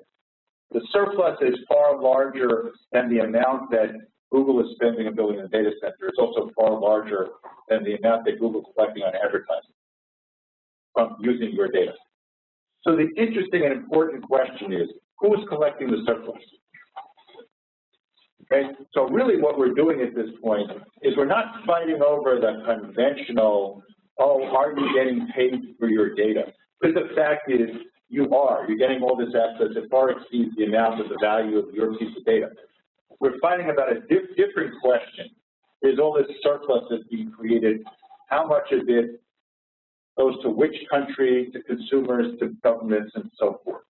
So if you think about that as kind of the model, you sort of understand that a lot of the discussions about, they're taking my data, it's actually not the right discussion. The discussion is there's a surplus out there that is being created. Okay, it's being created because of the actions of these large companies. Okay, it's a beneficial surplus, and so then the question is how to ensure that the surplus continues to be created, because that's what's beneficial to everybody. At that point, I sort of throw my hands up and say, countries have the right to sort of say, okay, we're going to behave in such a way to sort of reduce the amount of surplus because we value privacy at a greater level. They have the right to sort of say, okay, we want to work out a system of taxation that preserves the surplus. From my perspective, the reason why I sort of kind of get so emphatic about the value of the data-driven economy is it's almost a classic positive win-win. There's no lose going on. It's a question about there's a giant win going on, and how we're going to distribute the giant win to everyone. You need to make sure that the gains going up to the sort of the data companies, that they keep building these replication facilities, which are the equivalent of the factories for the new information age. Because what happens is that you can regulate them in such a way that they go and they build them somewhere else. Okay, and that's capitalism. You could sort of say, okay, we as a country, we are going to build our own data centers at a large cost. So there's all, I think in the sense of surplus creation, And these companies are only doing a beneficial thing. Discussions in terms of what's being taken is very misleading. There's many important issues that need to be discussed in the data-driven economy. Okay. But those are not going to go away. Taxation is an important issue. How do you set up tax in such a way that you do not discourage the creation of these surpluses? How do you make sure that countries are part of the growth, the surplus? To me, the easiest thing to do is to keep the surplus from accruing in your country, okay? By saying, no, we're not going to welcome. We're going to tax and regulate data centers. Okay, well, then you're saying we are taxing and regulating the creation of large amounts of surplus. We'll go somewhere else, okay? Or you could sort of say, all right, let's understand what's going on here. Now, you raised the question of a sort of a Marxist interpretation, right? I'm not going to touch the term Marxist here, but I will say that there's ways of thinking about this that kind of make, you know, you're going back to things that kind of make more sense. The data has value, whether or not somebody is paying money for it. And money is not necessarily the only stretch of value. I would say that this is, on this, I would just basically say that there's no doubt in my mind that building a data center, okay, creates, you know, should be encouraged, should not be taxed, should not be regulated in a way that would discourage it. People need to understand that. At that point, you sort of say whatever people need to do to sort of make them happy. But what you're doing is you're exchanging a very small amount of data for a very large amount. And that's a positive thing. But other than taxes, there is a problem of the amount of GDP attributed to the country. Because, you know, data centers are all built in Iceland, 200,000 inhabitants, and their per capita GDP will go up to trillions of dollars. No, the data, in that case, the GDP should be registered at the place where the gains are taken, and the gains are taken at the point of consumption. Okay? This is why I'm sort of, you're active. You know, when you're trading, you know, I said I wasn't going to use the word Marxist, but I also said, okay, that we're in a world in which the structures that we built in the 1930s for measuring, thinking about globalization, if you sort of look on the PPI website, you'll see actually, we just ran a conference on measuring the impact of globalization, separate from the whole data biz. Okay, we're basically said in a world of supply chains, sort of attributing where production is taking place is very difficult. Okay, that the conventional statistics are substantially mismeasuring where it is. That actually Chinese production is much larger than it looks in the conventional databases, and so forth. So this is all part of what world we live in. A world of globalization. We live in a world of data. Okay, what you know. Where, as a policy measure, what are we trying to encourage? I would argue that the more access to data that you have as a country, the more likely you are to be successful. There's only a example of was mentioned about you said that in some cases, most of the value is actually created by companies doing data distribution, like Akamai and events. Data producing or I don't know. I didn't say most of it. That's what they basically. But not that. I say Akamai is the data. Anyway, I have a very specific example describing this phenomenon. I had a student who did. He was the technical project manager of the project, the website of the Turin Winter Olympics in 2006, and what had happened previously at the previous Olympic Games was like this. In Aspen, the system was built by Microsoft, cost $12 million, and it didn't work. By didn't work, I mean that at the beginning of the second week, when most of the data is produced and consumed, the system just collapsed. So it was of no use for 2-3 days, Monday, Tuesday, Wednesday, week two. Same thing happened in Athens. The project there was done by IBM. They invested $20 million, and same thing happened. Entering for the first time, the website worked at all times, even in peak periods, and that was because the decision they made was not to have queries computed on the basis of the user's request, but to pre-compute all possible queries, to calculate the results, and to distribute data or get worldwide via API. The total value of the project was 4.5 million euros, which was divided exactly into two pieces, one for the journalists, the data producers, and one for the technical infrastructure. So about 15% of what it cost Athens not to provide certain steps. And then was just data replication. Very, very excited idea. How do you compute only 5% increase of scale? What are the criteria you use to evaluate, to give a value to the case? Which one are you talking about? The GDP. Okay.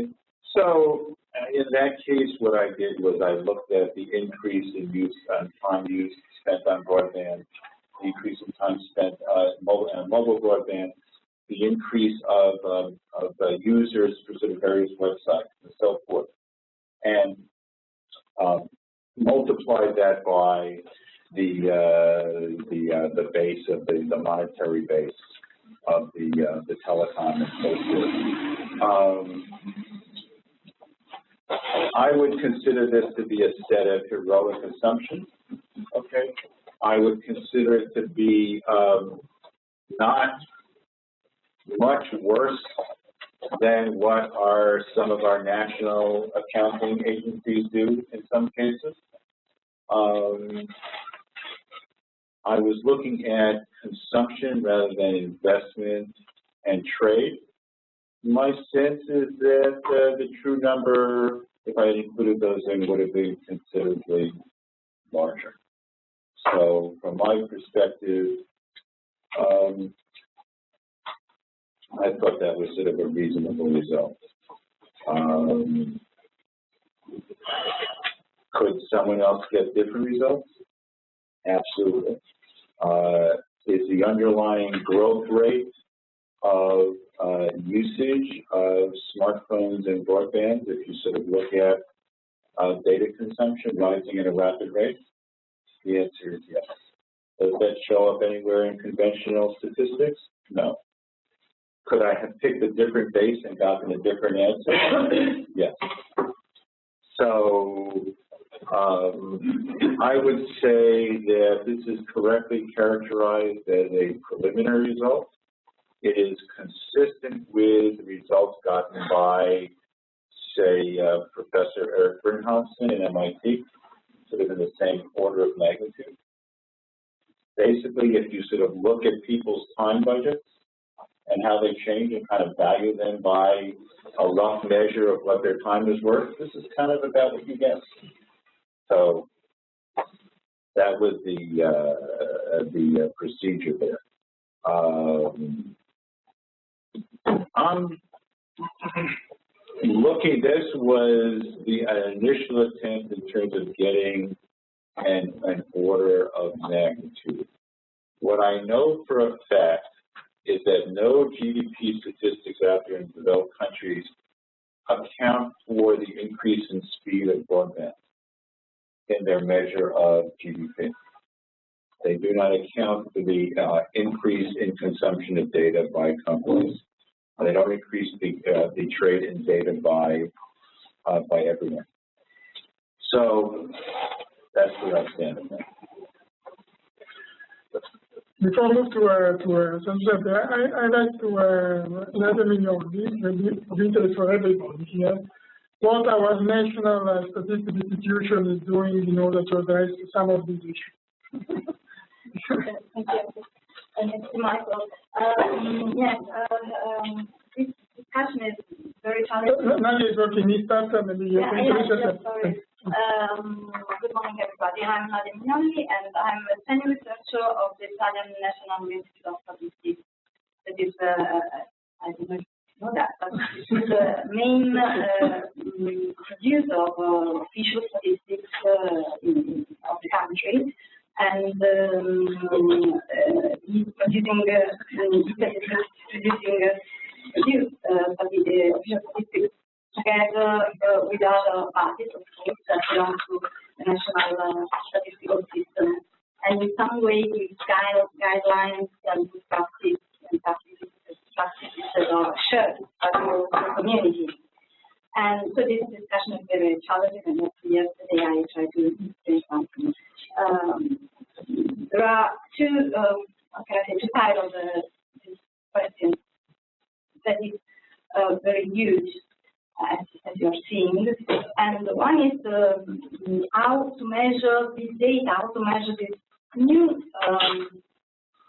disruptive, huge amount of data on an economic point of view. So how to consider them in the GDP, or how to measure their contribution to our economic growth.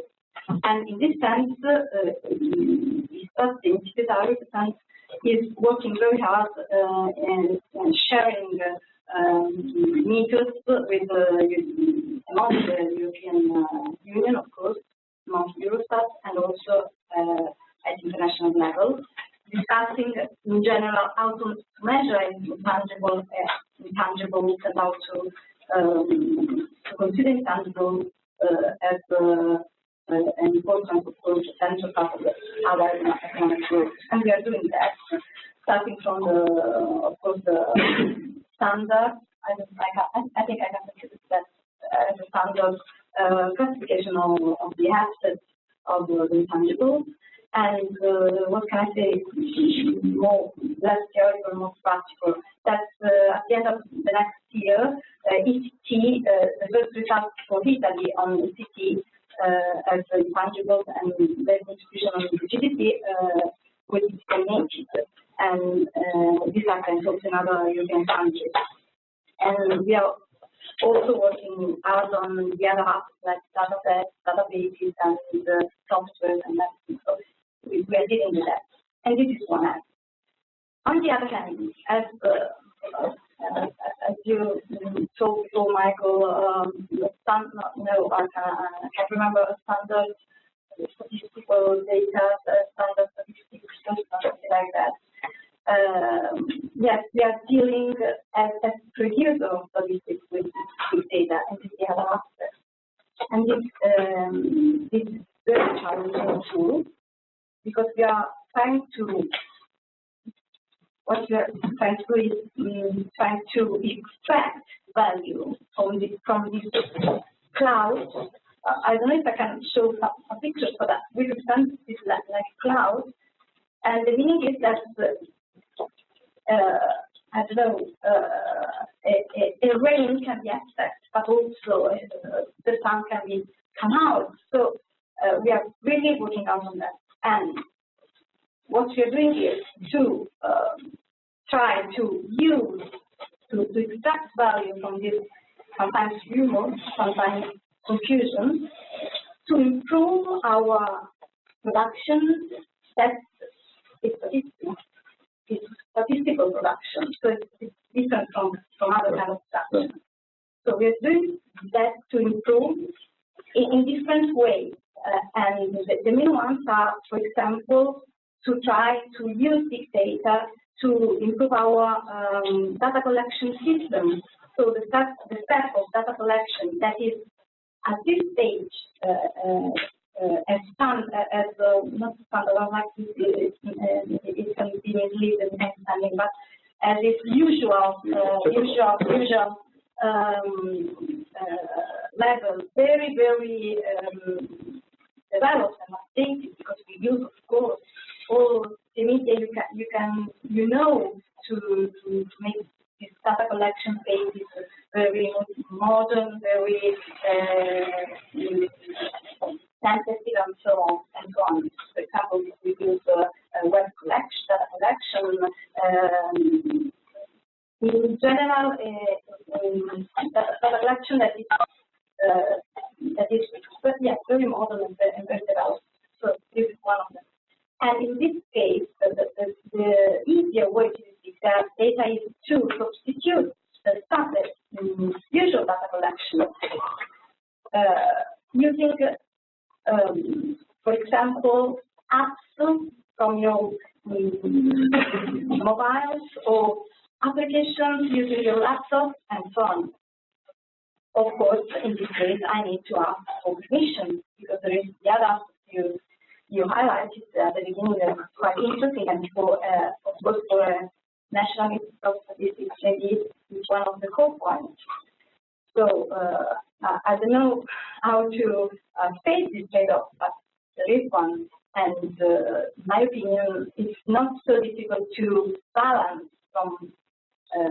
to find a balance between respondents, users' needs, and producers. So it's not practical. We need to say that we have to say that.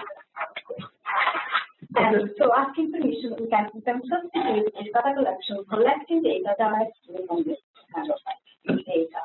And this is all one way, but there are also others. I don't know if I can go on that or. Maybe we can go. Okay. Faccio Giuseppe, Click Italy. We are a vendor of innovative analytical platforms. And let me briefly come back on the differences between goods, service, and data, and highlight another aspect regarding these differences. And in my feeling, one of the main aspects is that there is the absence of the predictable value of the data, because sometimes when we are producing data, when we are storing that data, and even if on our own data in our company, we cannot predict the value of this data. And value comes from how you will use the data, probably in a future, not near, but in a long future. And the way you will use data are related to ideas, so that in a way you are, we can speak about the value of ideas, and the thin boundary between goods and intellectual property, for example. So introducing new theme of discussion.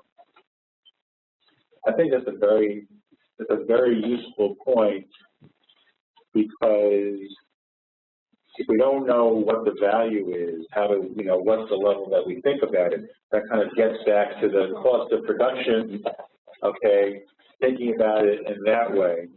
But that's a very interesting point.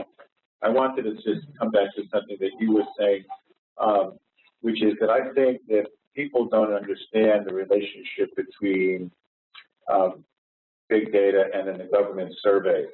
Okay, you actually need government surveys to make sense of the big data. You need kind of a yardstick. And so what happens is, in the work that I did on the app economy, I used help wanted ads as a way of sort of a microscope to sort of pull out the app-related jobs. But I needed government surveys to help me interpret and calibrate this data. And so what happens is, the way that people get into trouble is by using big data by itself without the calibration. And I think that that's kind of the place where we're going to sort of end up eventually, and it's going to take time to get there, is that the government statistical agencies will focus on producing reliable yardsticks that can be used to sort of interpret the big data that is coming from other places, and that will require a different set of surveys and activities and so forth, but it'll require the same kind of concentrated focus on consistency. Because as you said, big data is produced, I can't remember, as a result of other activities. And people can change what they're doing. Businesses can change what they're doing tomorrow, and also the data they're producing changes. And so this goes to your question of the predictability of the value of data. So what happens is we live in a world in which the data, the meaning of it, the value of it shifts. Right? I think this kind of helps me clarify why I'm counting data rather than information. Okay, and I've had many dialogues with the government statistical agencies. I'm very close to them, and the head of the U.S. Bureau of Economic Analysis, said to me once, he said, "Michael, you keep wanting to count real things and not the dollars." Okay, and that's kind of about it. I want to count something I can count, which is data flows, and then figure out how to interpret that afterwards. Because we don't know whether, it's the use that sort of says what the value is going to be, and we can't determine that.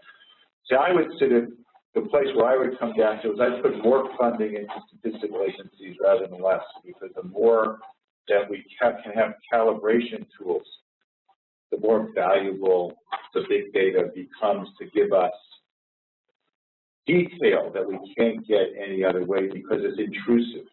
In the U.S., forget about all this current process. In the U.S., if a statistical agency or any government agency wants to do a survey, they have to get approval from the Office of Management and Budget, the President's office. They have to get that approval, okay, because they don't want to impose too much burden, okay, on the companies. Now, collecting information, big data, as a result of data exhaust doesn't put too much burden on, but they don't know what it really means. And this is where the statistical agencies come in. So from my perspective, I want to count the flows and then bring in other data to help me kind of make sense of it.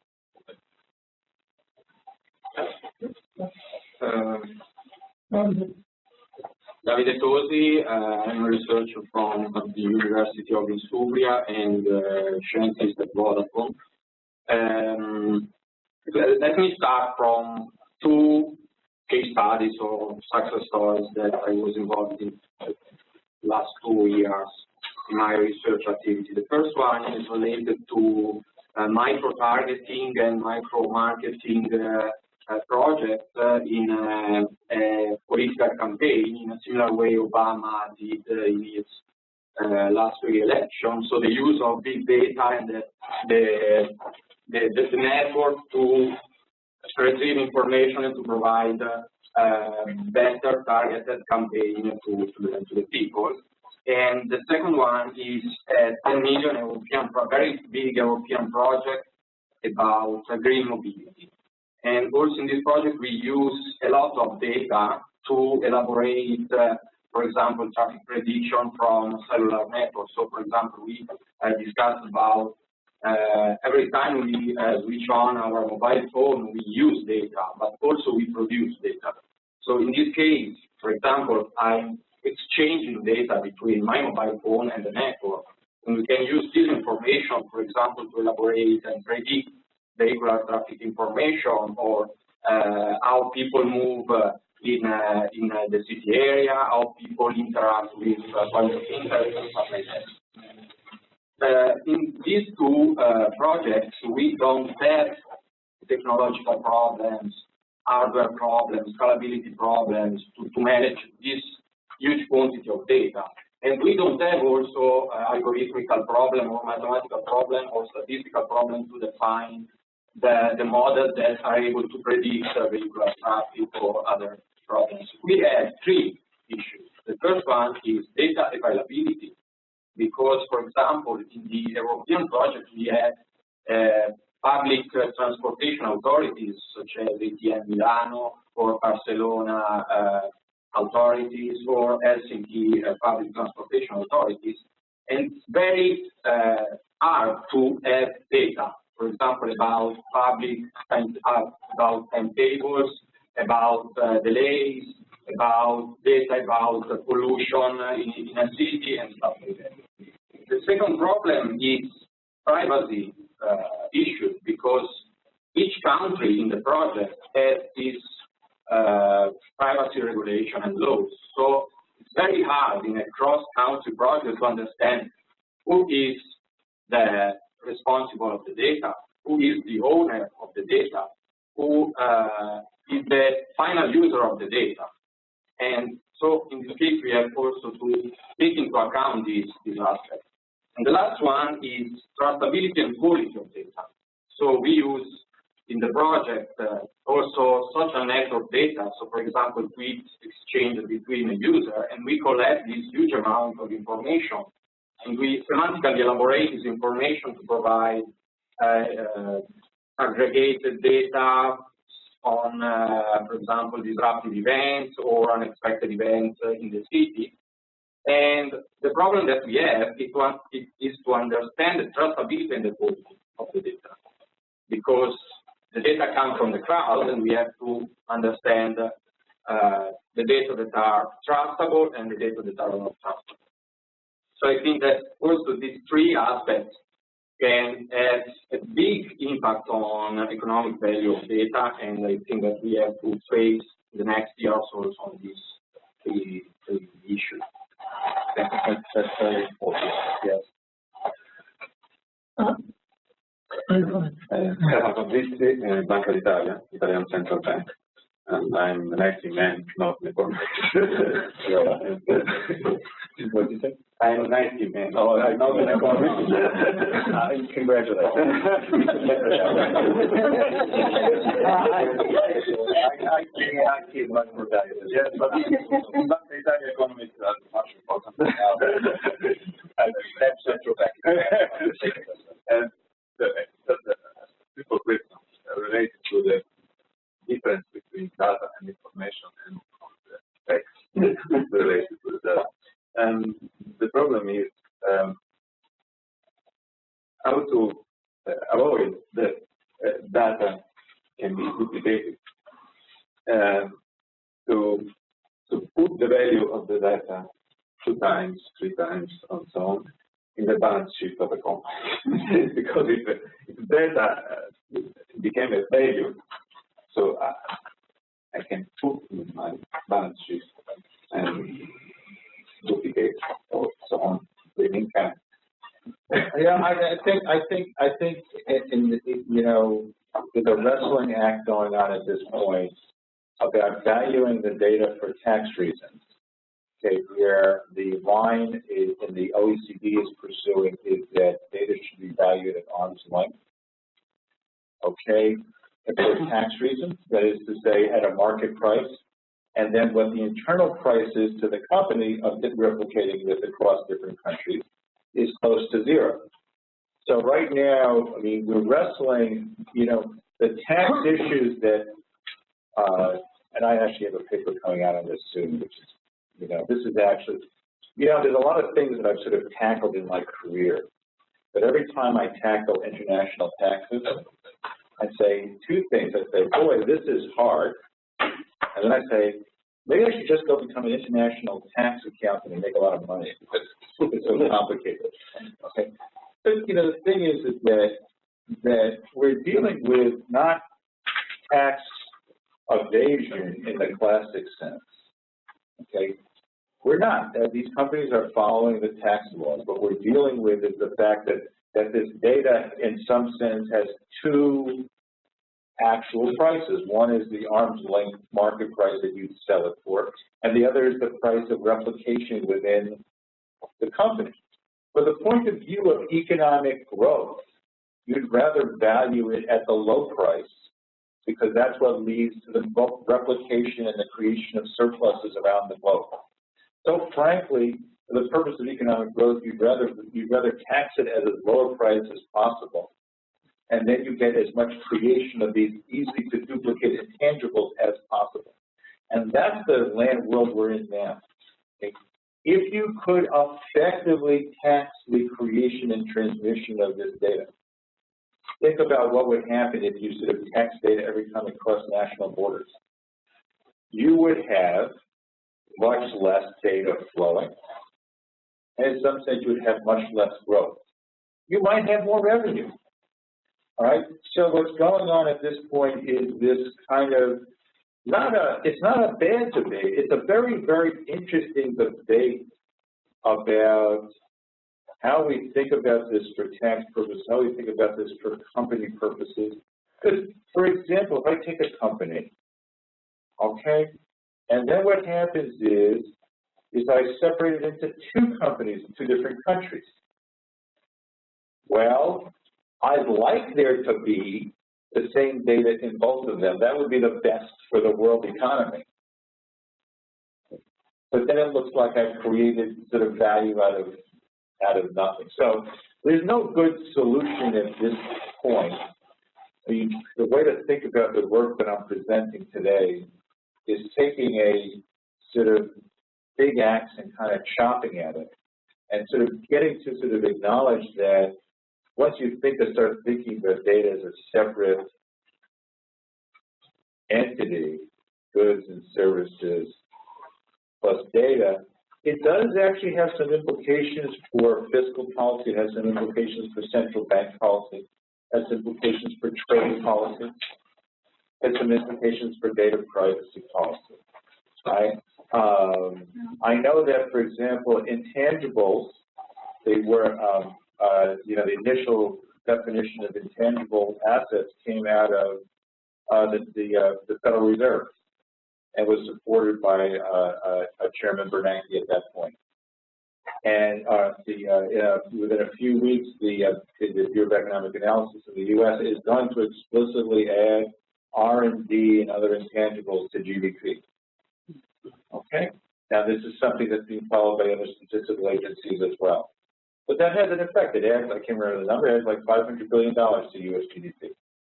And it will, in fact, change the shape of certain downturn.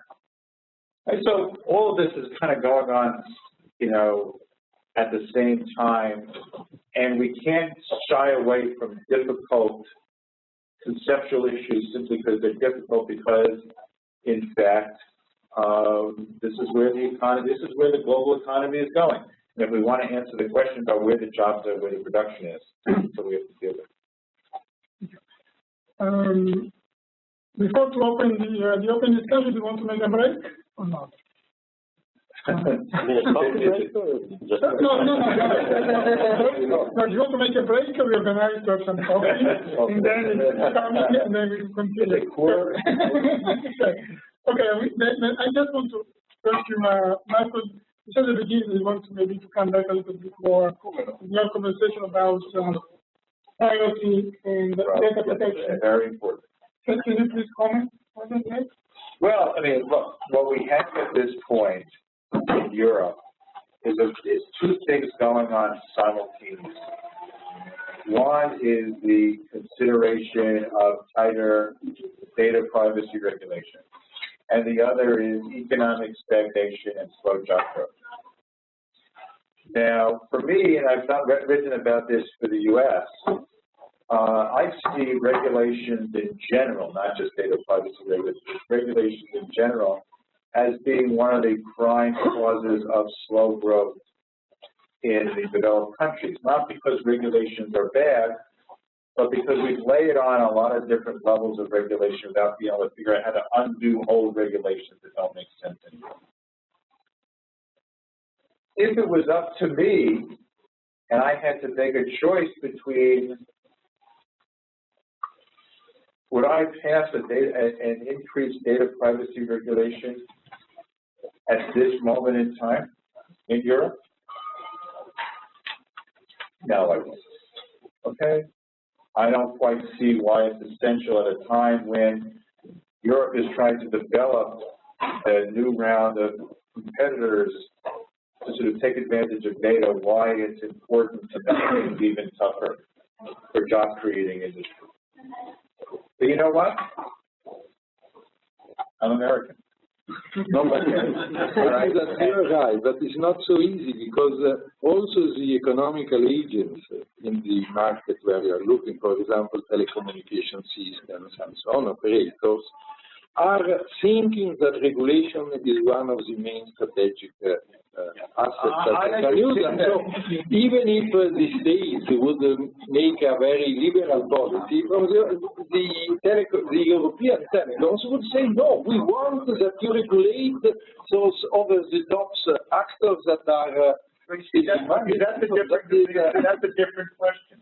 Okay, it's a different need. From my perspective, and what I meant to say that I'm American is that I don't get a vote here. Okay, and I don't, and so that from, you know, if you look at the U.S. does certain things that look very peculiar from the point of view of Europe. Okay, we could probably spend all day sort of enumerating them. You know, very crazy healthcare system and so forth.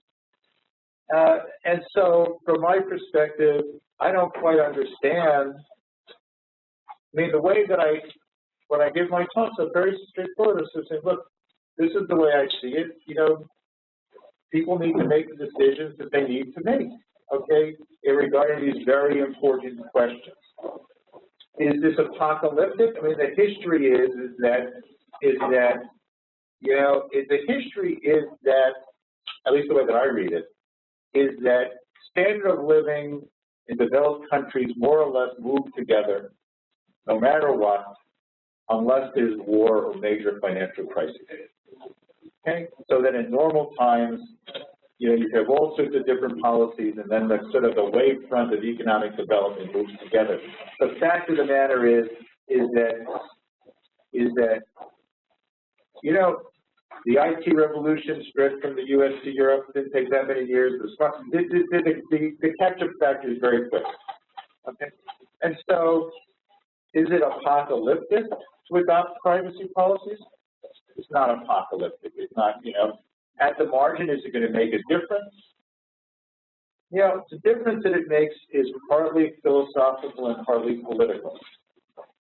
Where, you know, where as a country, where as a region, do countries make their bets? Do they make it based on regulation, or do they make it based on growth and innovation? To me, it's a philosophical, political question as much as it is an economic question. The U.S. makes its bets on innovation and therefore gets a certain set of results. I don't know what, I mean, I can't quite read this. We've had several conferences in Europe. We have had a lot of people come speak. I respect the viewpoints of the people who come speak. The decision's going to be whatever the decision is going to be. Okay? Do I think that it makes a lot of sense from a growth point of view to implement tighter privacy standards at this point? No. But that doesn't mean that that's not the final answer. So we went to the people here. You did it in Italy, the privacy versus growth is more on the private, of course. So there is no discussion about that. Well, let me. Formally speaking, maybe. Not only formally. Well, let me ask you a question. I mean, is this? I don't know if I've ever asked this question. Suppose that you knew, okay, that by passing tighter privacy standards, you'd give up a percentage point of GDP. Okay, is that a decision you'd be willing to make at this point? Okay, suppose that by passing tighter privacy standards, you give up a percentage point in job growth. I'm not even going to sort of ask people to sort of raise hands. It's not appropriate. Okay, but these are kind of the questions that sort of, if I look at the U.S., all right, and I say that the data sector is generating jobs at 10% a year. Okay, and I say that, you know, in a lot of areas, this is where the real growth is coming from, directly or indirectly, and that the U.S. would have slower growth without it. And, you know, it's a convincing argument from my point of view. It's coming, but, you know, we are a strictly incoherent country. Oh, that's okay. That's okay. I can give you a simple example that is the only labor market sector that is absorbing all the laureate diploma having people is computer science, ICT. We are one university having a course on ICT, and we are within the northern part of Italy the one with the highest growth rate. But next year we will decrease the number of students that we enroll of 1/3 due to the fact that we are a small faculty, and there is new rules fixed in law say that with such small faculty you can get more than 300 students. Wait a moment. So that is quite interesting, because when this happened, the University of Lugano, that is in Swiss, opened a campaign in Italy to say, come on, you to Swiss. That is, and everyone is saying every day that young people employment is the most important thing for that we must make crash program. But the simple thing was telling us, are you able to take more students with those that small faculties since you are being successful? And we could negotiate probably, not immediately, yes, but you should give us at least peanuts. But instead, the rules were you must go down to 300, no more 420, 300. So what do you make of this? We have a new rector. In September, we are going to the rector telling you must go to the telling them that next year at least we should have more students. But the same thing happens in the United States. What happens is that the Department of the question, for example, was the Federal Trade Commission going to sue Google for antitrust activities? And there's, the history is that when the U.S. government goes after major corporations, it tends to slow innovation. That would have been a very bad thing for Google and probably for the U.S. economy, maybe for the global economy. So yes, I agree on the incoherency. Part of you put your finger. Part of the reason why I'm writing these papers, okay, is to sort of highlight the role of the data-driven sector in a way that people like you could point to and say, look, we are part of the fastest growing part of the economy. Because right now you don't have the data to make your case. I do agree, Michael, and all the other people. We have here Giuseppe Maciago is a lawyer, but it's a non-standard lawyer. He's a lawyer that he works in a think tank in Italy that is technology and law. So it's that is okay. Oh, that is not okay. I asked him to just to give a brief overview for you for kind of the situation today in Italy and probably similar to other countries about the debate about privacy and data security. I'm a lawyer, and yes, I'm quite expert on IT law, and also should be on IT law. I don't want to bother you on a privacy issue. I think that the discussion until now is really more interesting than the privacy or privacy issue. The only issue where I'm quite concerned and is the possibility to make a social control with the big data. So this is what my fear, my big fear. If you think that perhaps you know that software, Michael, the name is Fred Pool. Is a software made by the Los Angeles Police Department, and it's quite interesting about the use, the combination of the use of big data and open data, what the researcher before said. I think that if we combine this data and we don't take care, not that privacy, because we don't privacy is a risk from an economic perspective, and I agree, but the fundamental right of the citizen and the individual is not a risk. It's absolutely more important in a certain sense. So the problem is how we can stop the possibility to control, to make a social control of the citizen. And the PRISM, the Datagate issue that we had last week is another example that we had about this phone. So I don't want to talk about privacy or privacy. I prefer to talk, this is the point, this is the big point that we have. And then also I'm a consultant of Google here in Italy from human perspective. And I tell you that I'm quite sure that the U.S. approach is not what we read in the journal. And I don't think that the position of the big provider company, I don't tell about some of the big provider companies to give the data so easily. But we cannot exclude the risk in the future to have this situation. So this is my point of view. Yeah. I tend to sort of agree with you, basically. I'm much more worried about what you call social control than I am. And this is, if I had to sort of say what my fear is going forward, it would be what you said, okay? The social control by government as opposed to the corporate sector, which kind of baffles me a little bit about people who think the other way around. And the fact that there's been less attention on the data regulation to the military police side than there has been to the corporate side. I'm not quite sure what's going to happen in the U.S. at this point. As you know, the majority of U.S. citizens, when they poll, basically support. Okay, what happened? Right, there is not a big groundswell of opposition.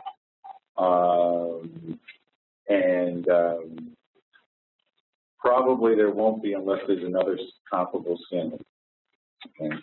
So, but then, I was recently discussing this with a journalist and thinking about, well, what should we be looking for going forward if we're to sort of see that, what would be our red flags going forward? Okay. What is the way to sort of stop this? What is the way to sort of supervise this? What does it look like from the point of view of the government, of other governments, and so forth? So this is a very difficult set of questions, which is kind of separate from what I'm talking about, but I agree with you. I sort of worry more about that. This kind of comes in when people sort of ask me what I'm worried about from an economic point of view. They expect me to say inflation or something like that. I say, no, the thing that worries me is war. Okay? Big destructive changes. Okay? Next to war, everything else kind of fails. And so this is the same kind of thing. Would it be possible to provide something like, I don't know, privacy by design in big data analysis? Yes? Well, I think that depends on what you're sort of thinking about. Okay? We're sort of equating big data with the privacy. Here's my question. Okay? If you notice my own behavior, if you use Google Chrome, you have the option with one click to sort of use a window that doesn't track you. Mm-hmm. It's true in other browsers as well, usually one clickers. And the question is, who uses them? Okay, do people sort of manifest that this is something that they care about? And then you come to the question about, is the privacy going to be automatically turned on? So you kind of run through a sort of a set of different questions. But let me give you sort of one. So I use a lot of help wanted data. Help wanted data is based on want ads that are publicly put out by companies. Now, it's an interesting question. If I put out public data, is that private anymore? All right? And can I use it? Right? Have you given up your rights to privacy by making it public? Does it still belong to you? There's a whole bunch of things that kind of go along with that. My feeling is still, okay, I'm pro-growth, okay? Pro-growth, pro-job creation, keeping in mind the social control problems. It's a question of self-awareness. I think in the end, okay, what do you do with the fact that most people, even when they don't behave in a way that makes it look like they value privacy? Okay, so why don't we start with that? And then you sort of have two different answers to that. One answer is, well, we know that they should value privacy, and so let's make sure that the default is that they get privacy. The other is actually to sort of say, well, they don't behave as if they value it. Let's make the default that their behavior. And this kind of gives two different sort of views of the world. One is, what do you do for people that you impose regulations on people to make them better off, even if it's not what they would choose for themselves? That gets to a sort of a philosophical question. Frankly, if I had to sort of do that, I would put my energy into into climate change. Okay, than I would into data privacy. If I had to devote, if I had to sort of, say which issue is more irreversible and has more long-term effects, and where people's individual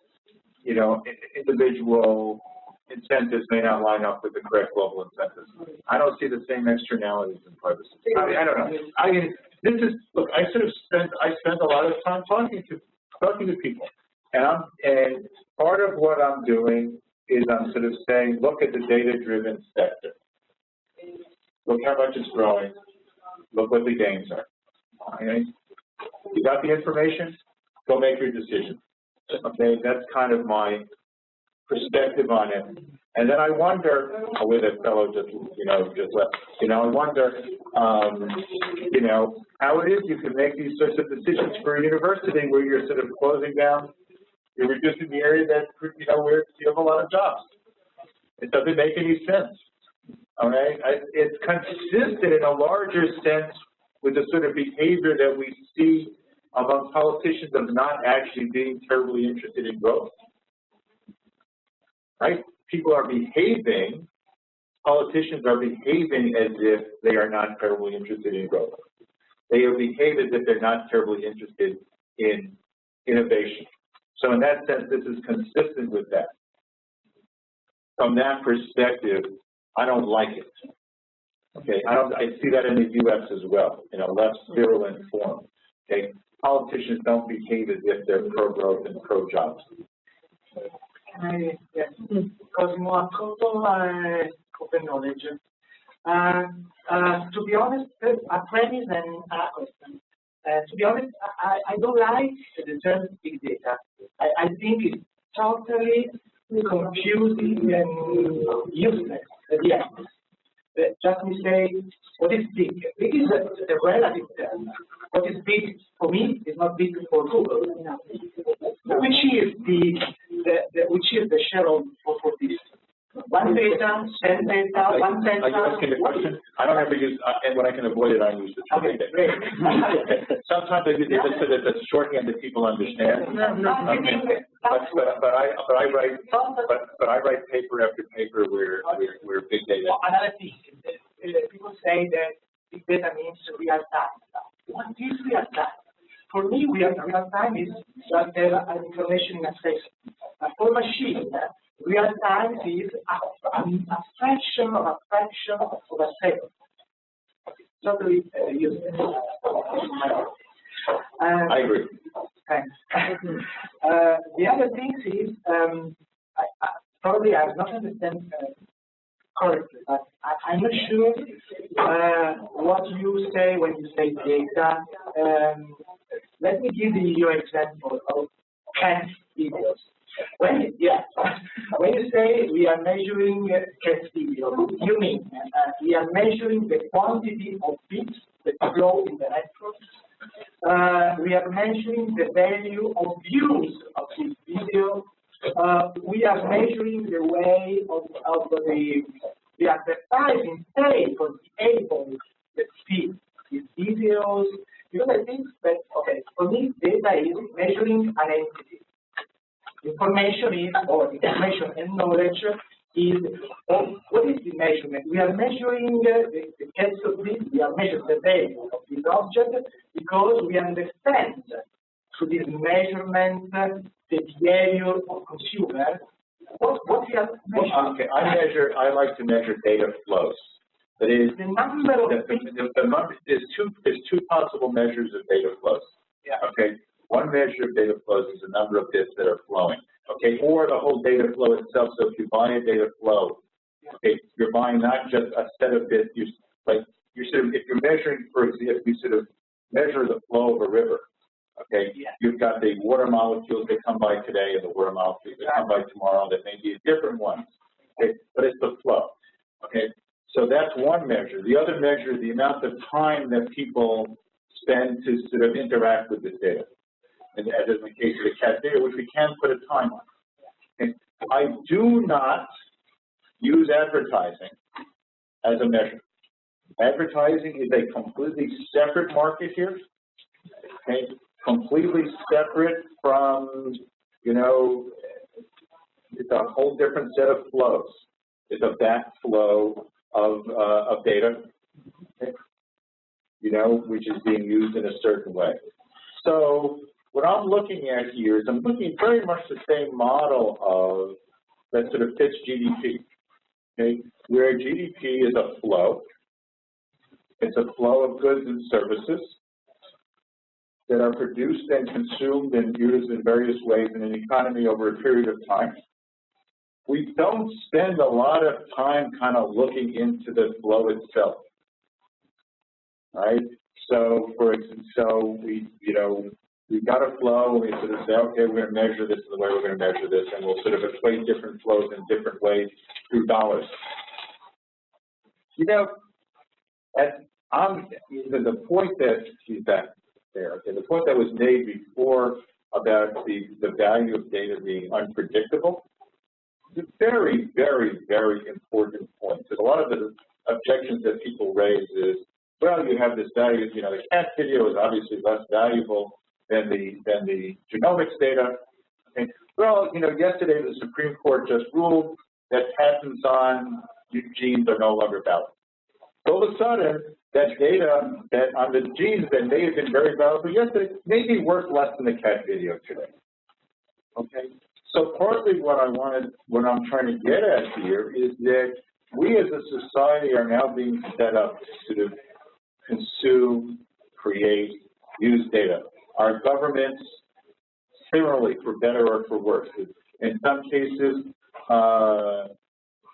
you mentioned the inability to sort of get the data on public transit. Okay, you know, we want certain types of, we want our government to be open about certain data, and then there's other data we'd rather they not touch.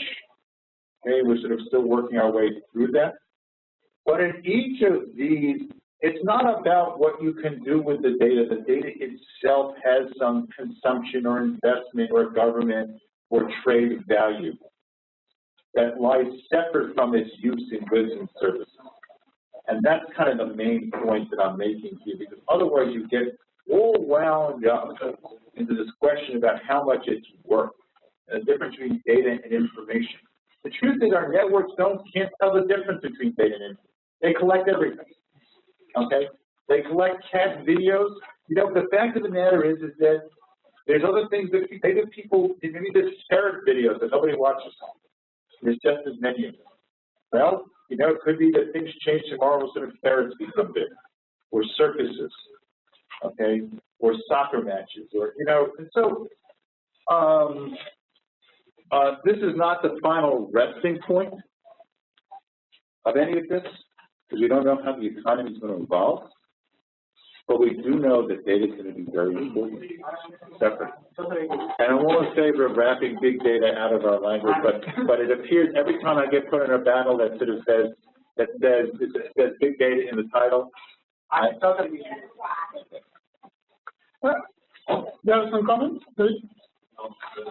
Let me. Of course, I'm interested in asking you this question, because I was really surprised to see in your presentation a strong assertion that the value of databases depends from the quality of analytical tools.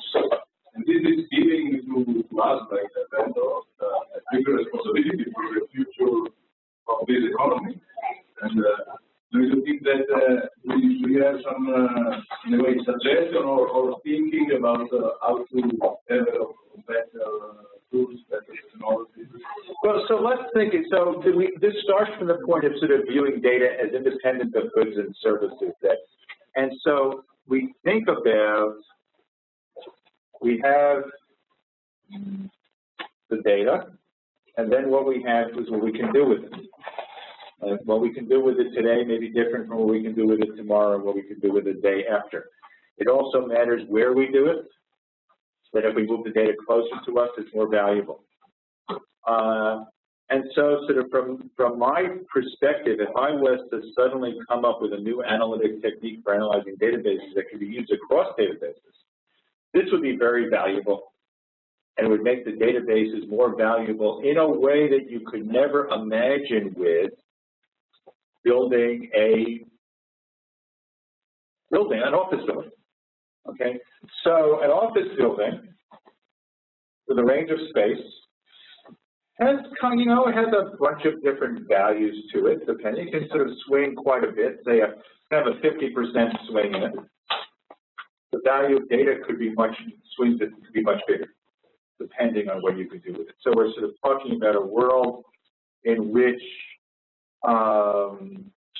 there's a lot more processing that goes on at every step. Do we know? Do we know how much the gains can be? I mean, I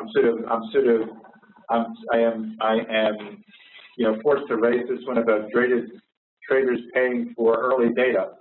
You take the same data, you sort of get a little bit earlier, sort of more valuable.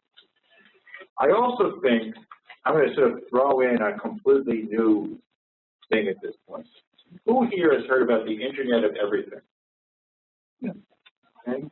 Right, so the Internet of Everything is basically what happens when you start instrumenting the real world, and you're collecting data on position, status, data on everything. Okay, because the sensors become much less expensive, and our ability to process the data becomes much higher.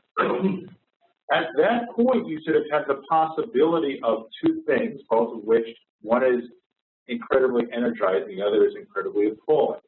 Okay, the incredibly energizing part is that you can imagine all sorts of things that we can't do now, including much cheaper training of young workers, because you have a feedback loop between what they're working on and what they're learning. And so you could sort of imagine suddenly that the training that the cost of manufacturing in developed countries goes down, that the cost of training goes down as well, and that we have a much different allocation of production across the world. The appalling part, of course, is that it increases the possibility of social control. So I think that we're at the beginning of the data revolution and not at the end of it, because once you start instrumenting the real world, the amount of data you have available goes up exponentially, and what you can do with it goes up exponentially. And I think that data analysis of sort of web analytics, even analysis of transactional stuff is just kind of a small cut. So that's your picture from yesterday. Okay, absolutely applicable. All right, and we're only at the beginning of this. Okay, we can instrument you. Scary, huh? There are some comments, otherwise I have a question just for the audience. Maybe you are more in more information than we can have. There have been some study in Italy demonstrating, as was mentioned, the work that we have done in the US, demonstrating job growth related to what we are trying to define as a data economy in Italy, as far as you know. And these have been presented to politicians. They've been done already. Well, there are more and more meetings about data. So no, what I mean, there have been some work done by somebody that has given some indication how. We are in a difficult conjuncture. So now we are measuring the top disappearance. So it's difficult to stress. Which I told you about is part of the data revolution, ICT. Our policymakers have a view of all can increase. No, I think that there is strong, how we can say, disattention in Italy and probably also in Europe with respect to this phenomenon. In fact, if you look at the policy that the government or governments are willing to do for increasing jobs, are increasing construction, doing big the bridge of Sicily and so on. So that means that they are looking for traditional jobs that should be increased instead of going in a different direction, because if it were in this way, we would put a very much higher priority to the powerful networks, new generation, and so on, because that would increase the potential. Michael, given an example yesterday this morning, that not necessarily all the job generated by the new data economy are data scientists. You can have people that have a new job because they have to manage different kinds of information, or not necessarily we are talking about, say, genius. Maybe there are certain types of jobs that. But there is an Amazon, among other things, has launched 2 months ago, and now is making the first evaluation, a new service in the Seattle area. They are selling vegetables, fruits, and so on with a 0 kilometer philosophy. So they are doing exactly the opposite of what they do with fruits. And it seems that it's quite impressive. And that, if you imagine, that could be for countries like Italy and for Europe, could be very powerful, because you could increase small business and so on, using the power of the international global trade like Amazon. So I am Amazon, but I am selling you the apples that are growing 200 meters from you. That is powerful, and could be and needs a lot of data, so it's part of this data revolution.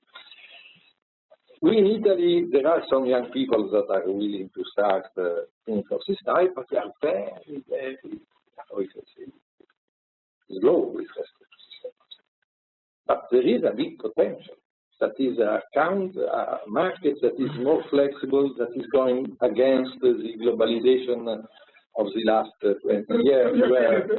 My thinking was also in collaboration with Michael to do a sort of type of they can be useful, yes, or can be create awareness or some discussion. Or I think that my impression is that Michael is opening something and we have not yet the solution. But I think that is a very important fact that we are discussing, because in any case, also people that were looking in a different direction are forced to say, how can I compare what I was thinking with what is proposing? And that is creating a sort of positive debate.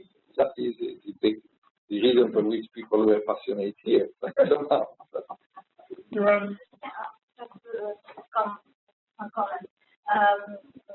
And we each that produce lots of data, on, of course, on the Islamic market, for example, we have the very widespread survey that is set up for survey that is completely comparable with all the EU members. So, and from that survey you can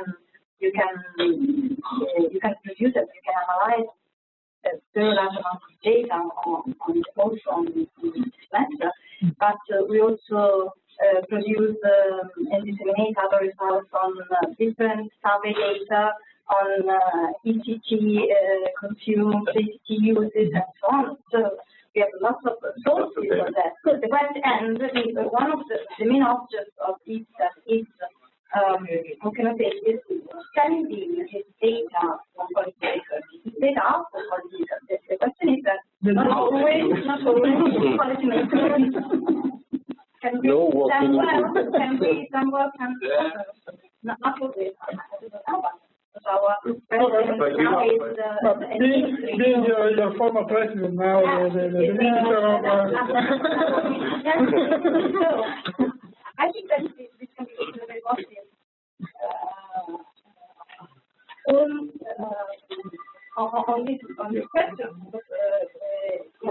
he will be a ministry and he can read data. So.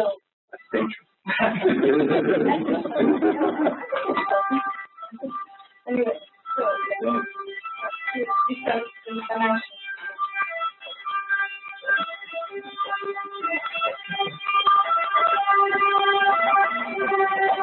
I'm very familiar with that from Washington, D.C. Lots of sirens. There are some other comments? Yeah. Please. I'm kind of confused. We are for sure in a moment of this debate. The model we are using to measure the model of society's evolution. Some of the counters I think this that around the discussion. Most important topic is growth. It's still growth and measure growth on the progress. That's the big issue. And we said that what you measure depends on the theory that is beyond the measurement. That's what it is to us, right? Now, what we're proposing is a modification, if you want, of a calculation criteria that we are using without changing the paradigms on which we analyze the society.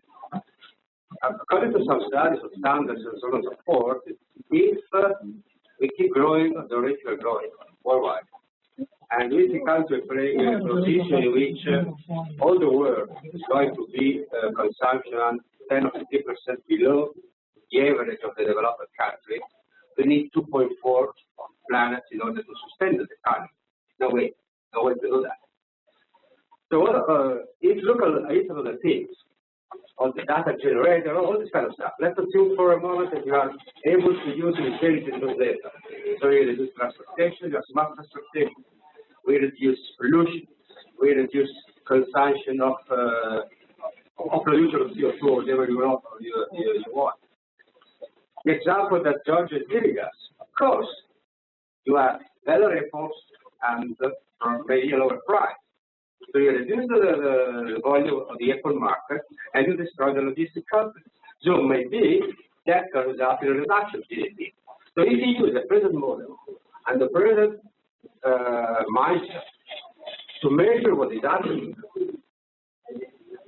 maybe they're going to make a major mistake. It's like measuring classical phenomena using quantum physics or vice versa.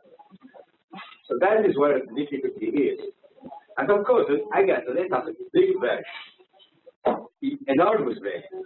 And I listened to a couple of statements when I was coming in about the horrible amount of data that's going to be generated if each of the things is going to be a reality. And all those data will be used intelligently. You can reduce a lot the consumption. You can reduce the footprint of humanity in the world, which means at the end, with present paradigms, that we're not growing. That's that the growth will become negative unless you change the model. And you have data, and you have the generation of CO2 as a negative line into the balance sheet of the companies, and so on and so forth. So we are present. So in that sense, I see this as a very constructive and positive effort to understand how I should change, let's say, the terms of the equation which calculates the GDP in order to keep mind the whole value of data. I mean, the value of data is huge. And there is someone is able to measure data to value that. Look at Microsoft. It is like replicating Windows costs zero. You go to buy the new version of Windows, pay $300. That's the truth. Google gives you Gmail gratis for free just because you get a lot of money from advertising. It's a well-subsidized economy. You give me the mail for free, and your advertiser gives you the money to pay for my access, for my store. But I give you the data, it pays for the storage, it pays for the maintenance of the data center, and so on and so forth.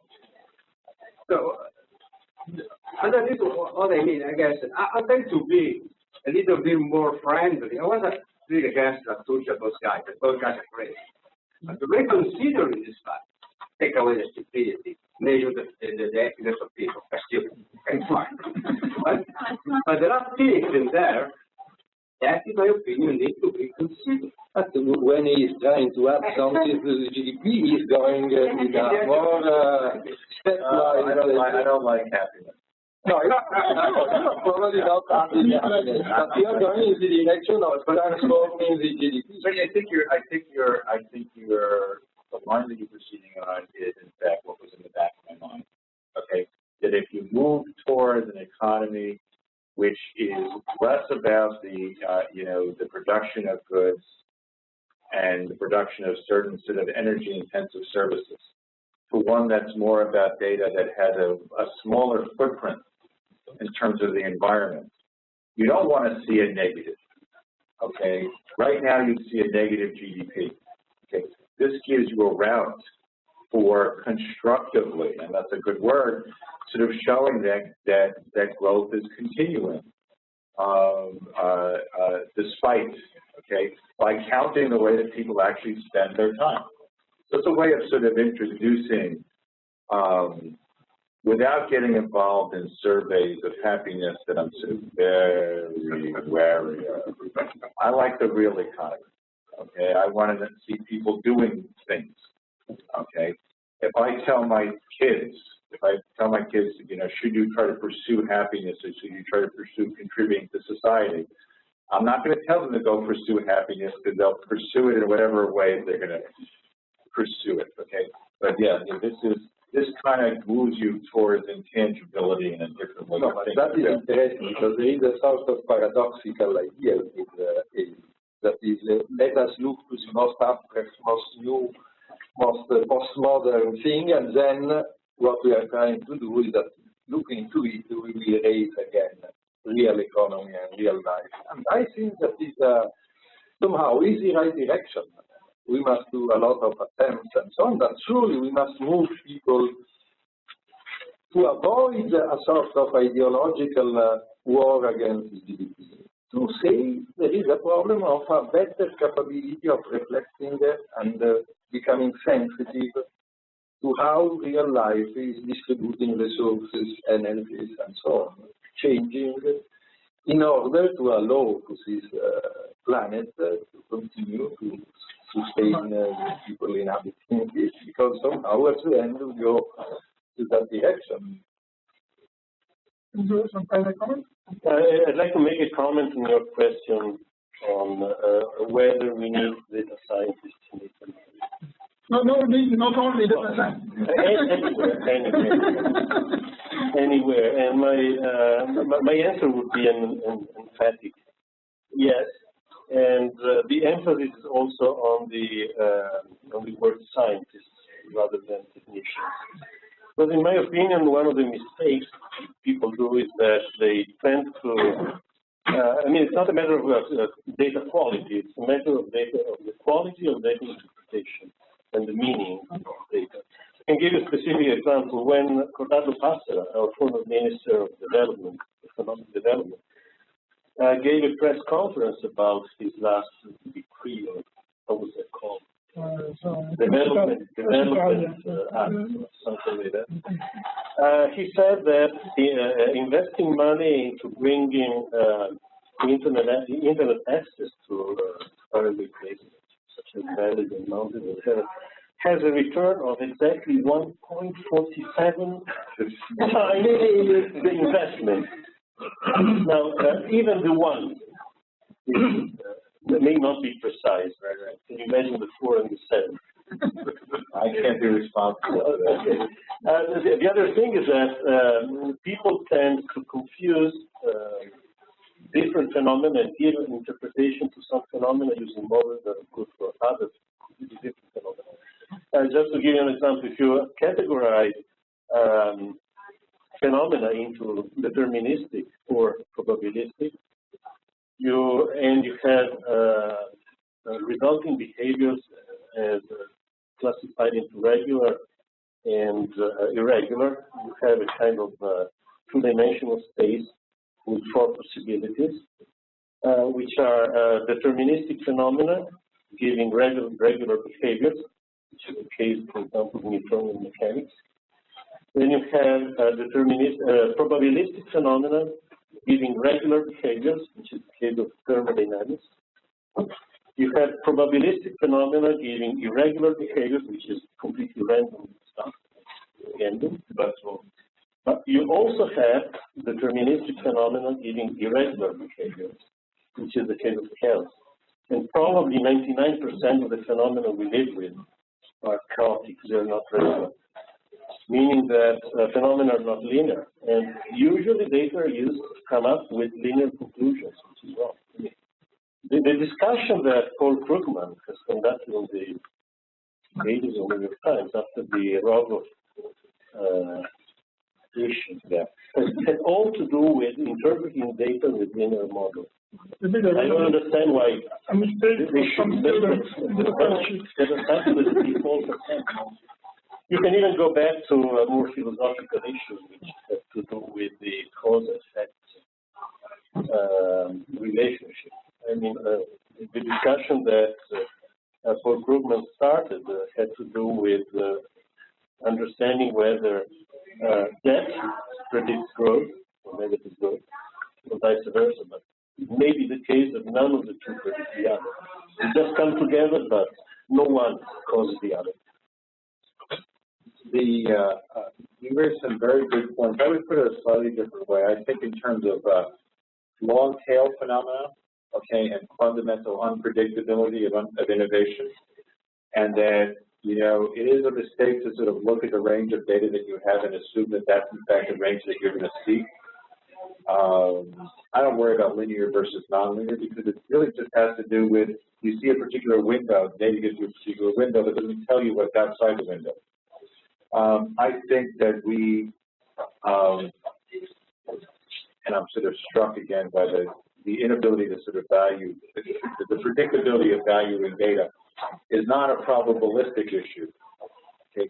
It's an issue about saying we don't know how it's going to be used in the future to turn out to be more valuable, and that we live in a world in which is fundamentally unpredictable. And what implication does that have for the way that we conduct business? You know, because you have to, basically you have to put yourself into a position to take advantage of good luck when it comes. And societies have to put themselves in a position to be able to take advantage of innovation when it comes, because you never know when it's going to come.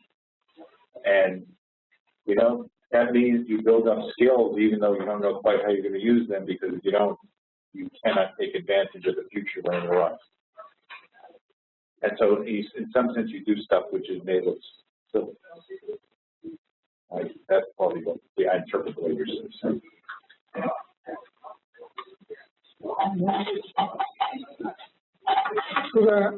Tu volevi rivoltare ancora la mano? No. No, I would like to come back to the problem of privacy. It's okay, it's on everybody's mind. It's privacy and social control. It always comes back to privacy and social control. When there is an issue like this, we are not speaking about it. This is privacy. I understand you. We will not tell anyone that doesn't hear. I understand your point of view. But I don't think that, well, I would not trade 2 points of growth of GDP with a relaxation of rules about it. I would not, but it's not me. I frankly believe that nobody in Europe would trade it, nor the European Commission, nor Italy, nor the privacy, the authority of privacy. But why? Because we are in a very, very difficult situation with respect to the United States. Because first, we have a very complex history of the last century.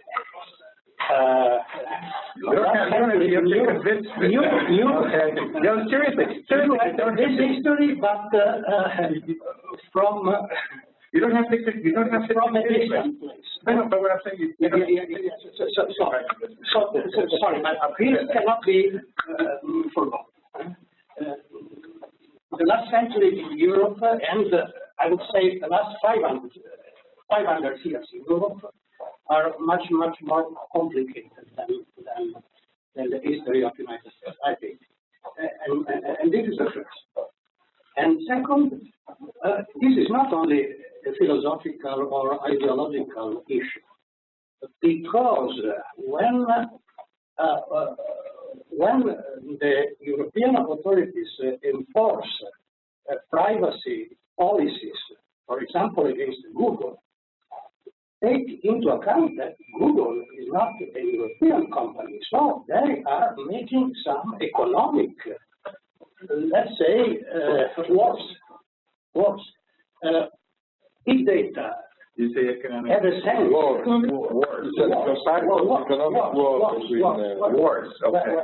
They protect the economic interest of Europe because when you speak about big data has a sense if you have the technology of extract sense of the big data, because big data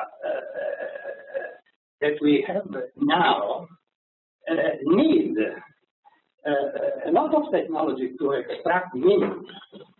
And I'm sorry, now Europe has not this technology. In Italy, absolutely not. But so it's a difficult economic issue. If you consider high energy physicists, if you consider high energy physicists, they are the best knowledge extractors from data.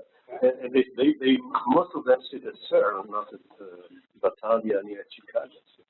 But with the cloud, you can buy the you can buy the Okay. Can I separate out these two arguments here? You have to have the raw data, basic data, okay, what are in the Google servers, and then the technology to extract meaning. You can buy it. You can buy it. Don't tell me you can buy it. You can buy the Google data, the Facebook data? No, the technology to interpret data. What Facebook knows about what we are doing every day? You can buy those data and you can crisscross them. You can do everything. You can buy? You can buy everything, yes. The question is how much does it cost? And this is another question of cost, but you can buy it. And sometimes, like the case of Twitter, of the tweets, they are available. You can just, they are available. You can just collect, you can just organize yourself to manage to collect this data. Right off the web. I work in India. So I'm very glad that Israel says that.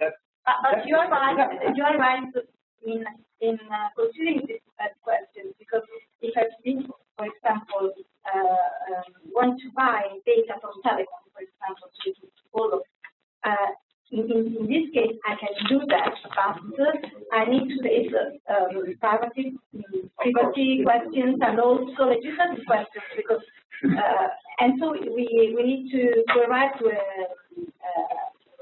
sort of an arrangement.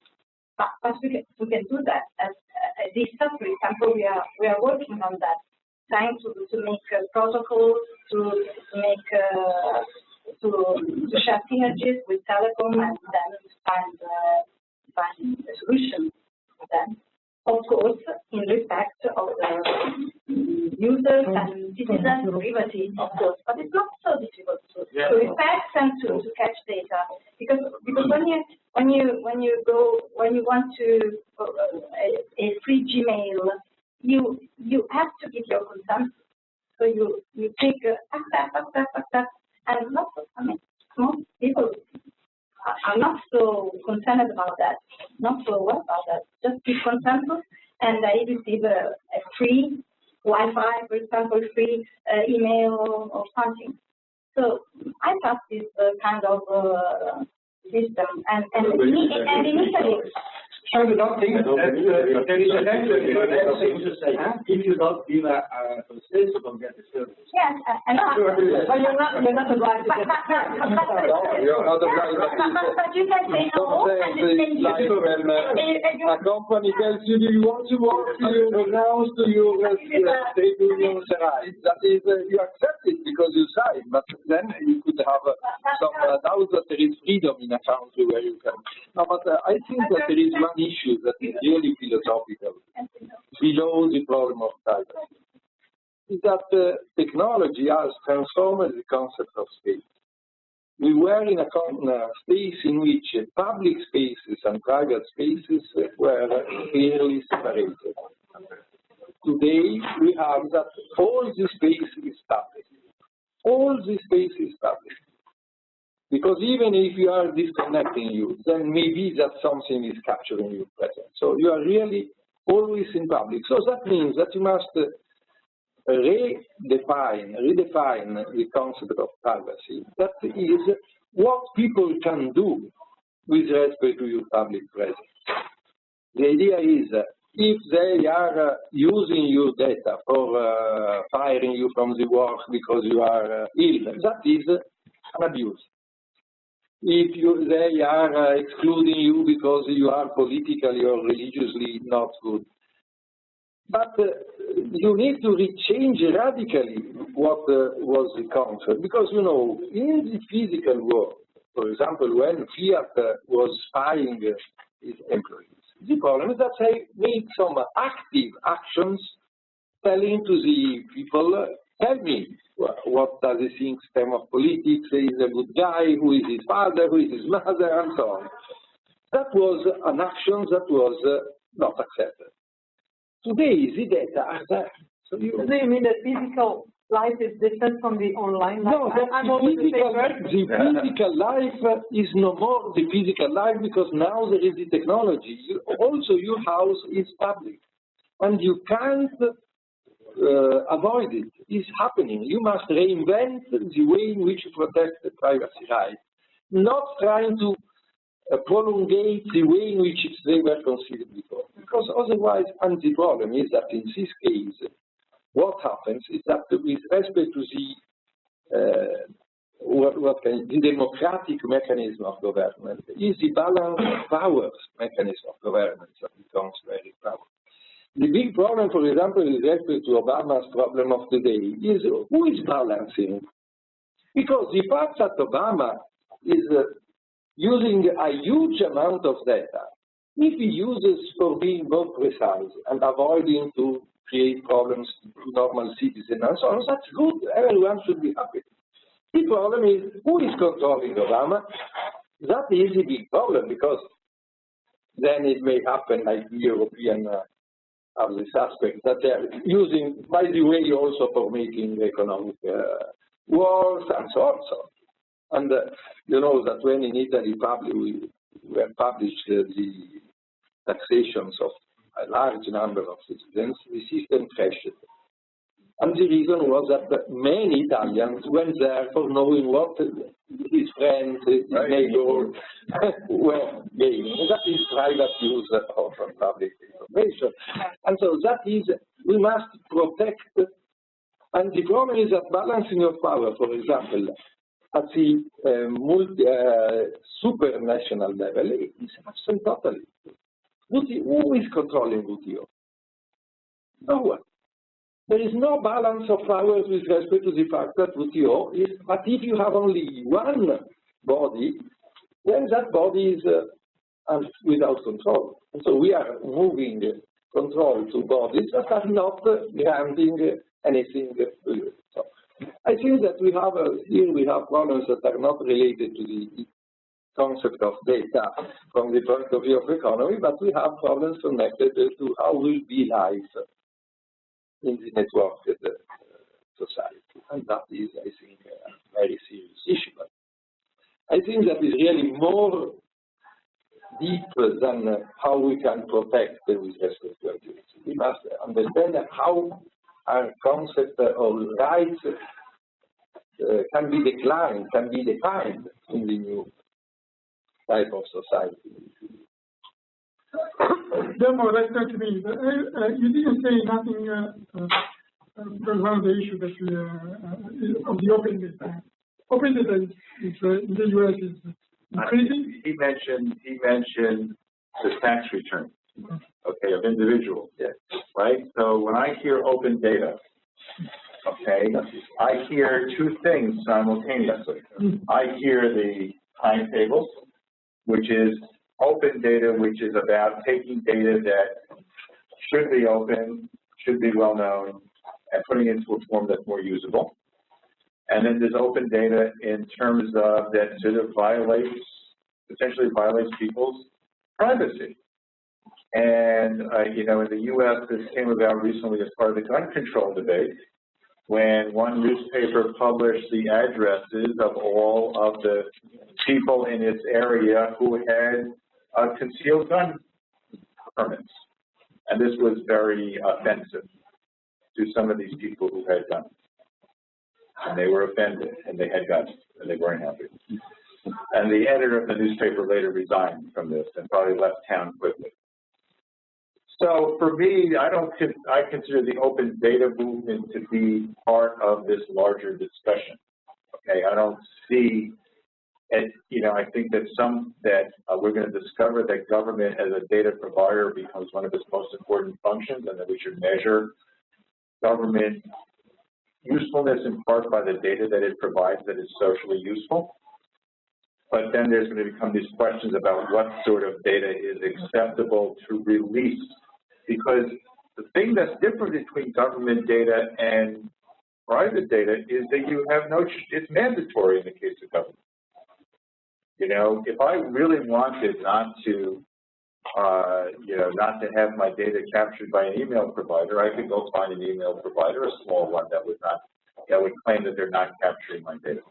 Okay, I could do that. I might have to pay some amount. That may not be free, but I could find one. Whereas I have no choice about doing my taxes. I shouldn't do that. But then the question of the release of the data is another question. It's mandatorily collected and then released, and I have no control over it. See, I view these. This is where the social control question comes in. I personally sort of see this as being more worrisome than the private sector question. But then again, I'm American. Okay, you know, this is just. I mean, having, you know, I would separate your 2 points very clearly. Okay? The historical point, people have histories. They have their own histories. They have their own attitudes. The flat world is not changing this. It's just. It really upsets me though when that gets mixed up with the economic war question. Okay, because the really interesting question here is, you know, is it an economic war? Is there a creation of surplus? And this question about the distribution of surplus. See, I don't see an economic war here. I see real war as being fundamentally different than economic war. Okay, I see that when you have connections between countries, they all kind of move forward at the same rate. Some a little bit slow, some a little bit faster. If I went down and sort of looked at Europe versus the U.S., I see some decades where the U.S. moves faster than Europe. I see some decades that were the opposite. Just kind of depends. And so it distresses me if the cultural privacy issues, which are real, are used as a mask for the economic warfare issues, which in some sense are a completely different kettle of fish as far as I'm concerned. Because if I've got European countries investing in the U.S.,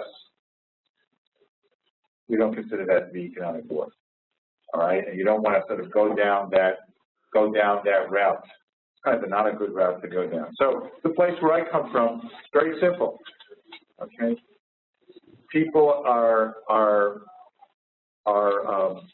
have different cultures, but I would ask, you know, if you sort of sat down and you sort of asked somebody who was out of work in Europe whether they would give up 2 percentage points of growth for privacy, whether you get the same answer or not.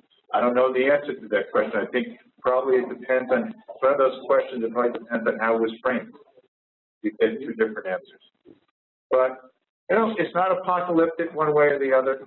It's not, you know, the truth is we're all so interconnected that Europe could pass a strict data privacy regulation, and the difference in growth is not going to be 2 percentage points over the long run. Okay, there'll be a difference. It won't be an enormous difference.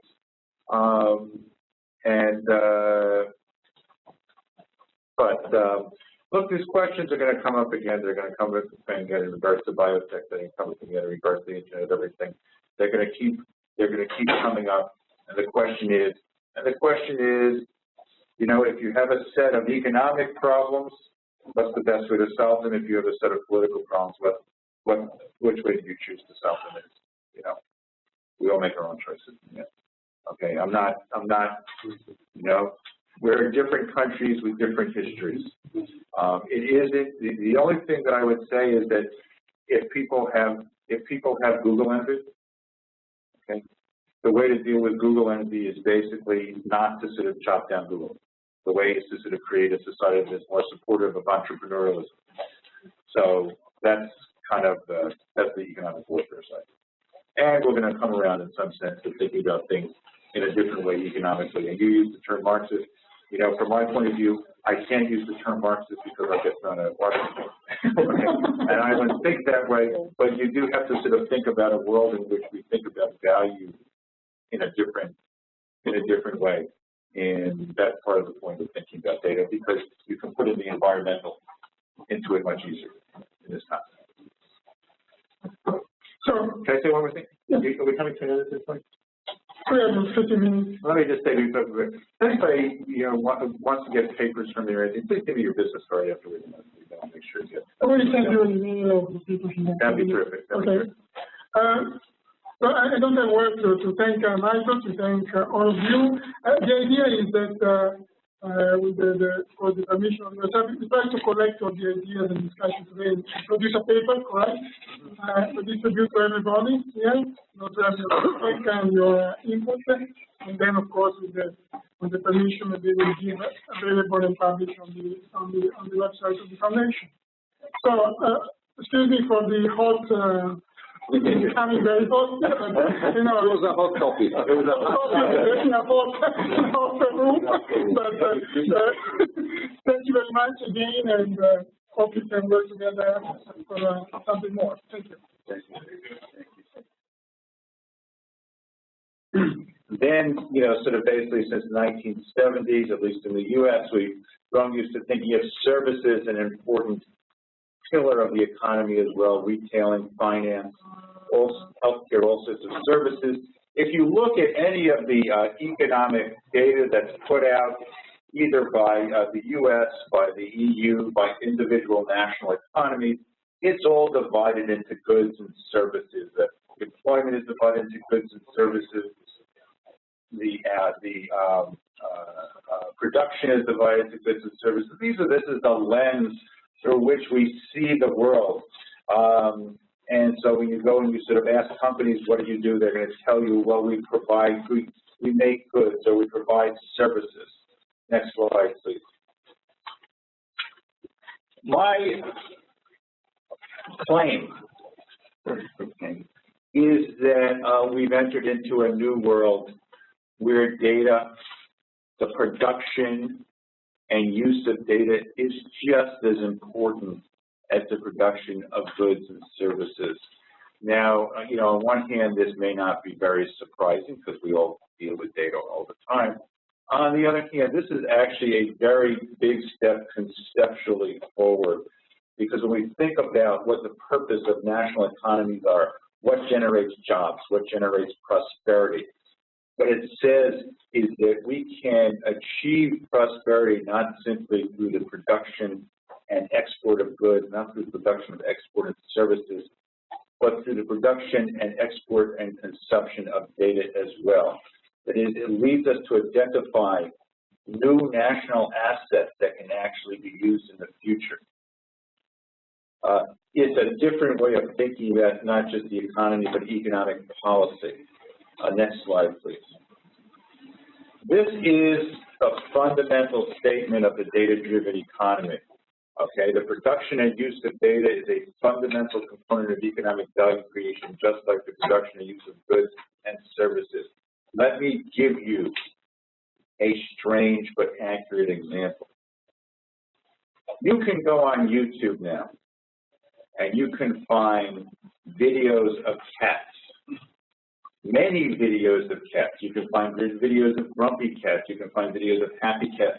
You can find videos of cats that have millions of views to them. There are people who are out there watching cats all day.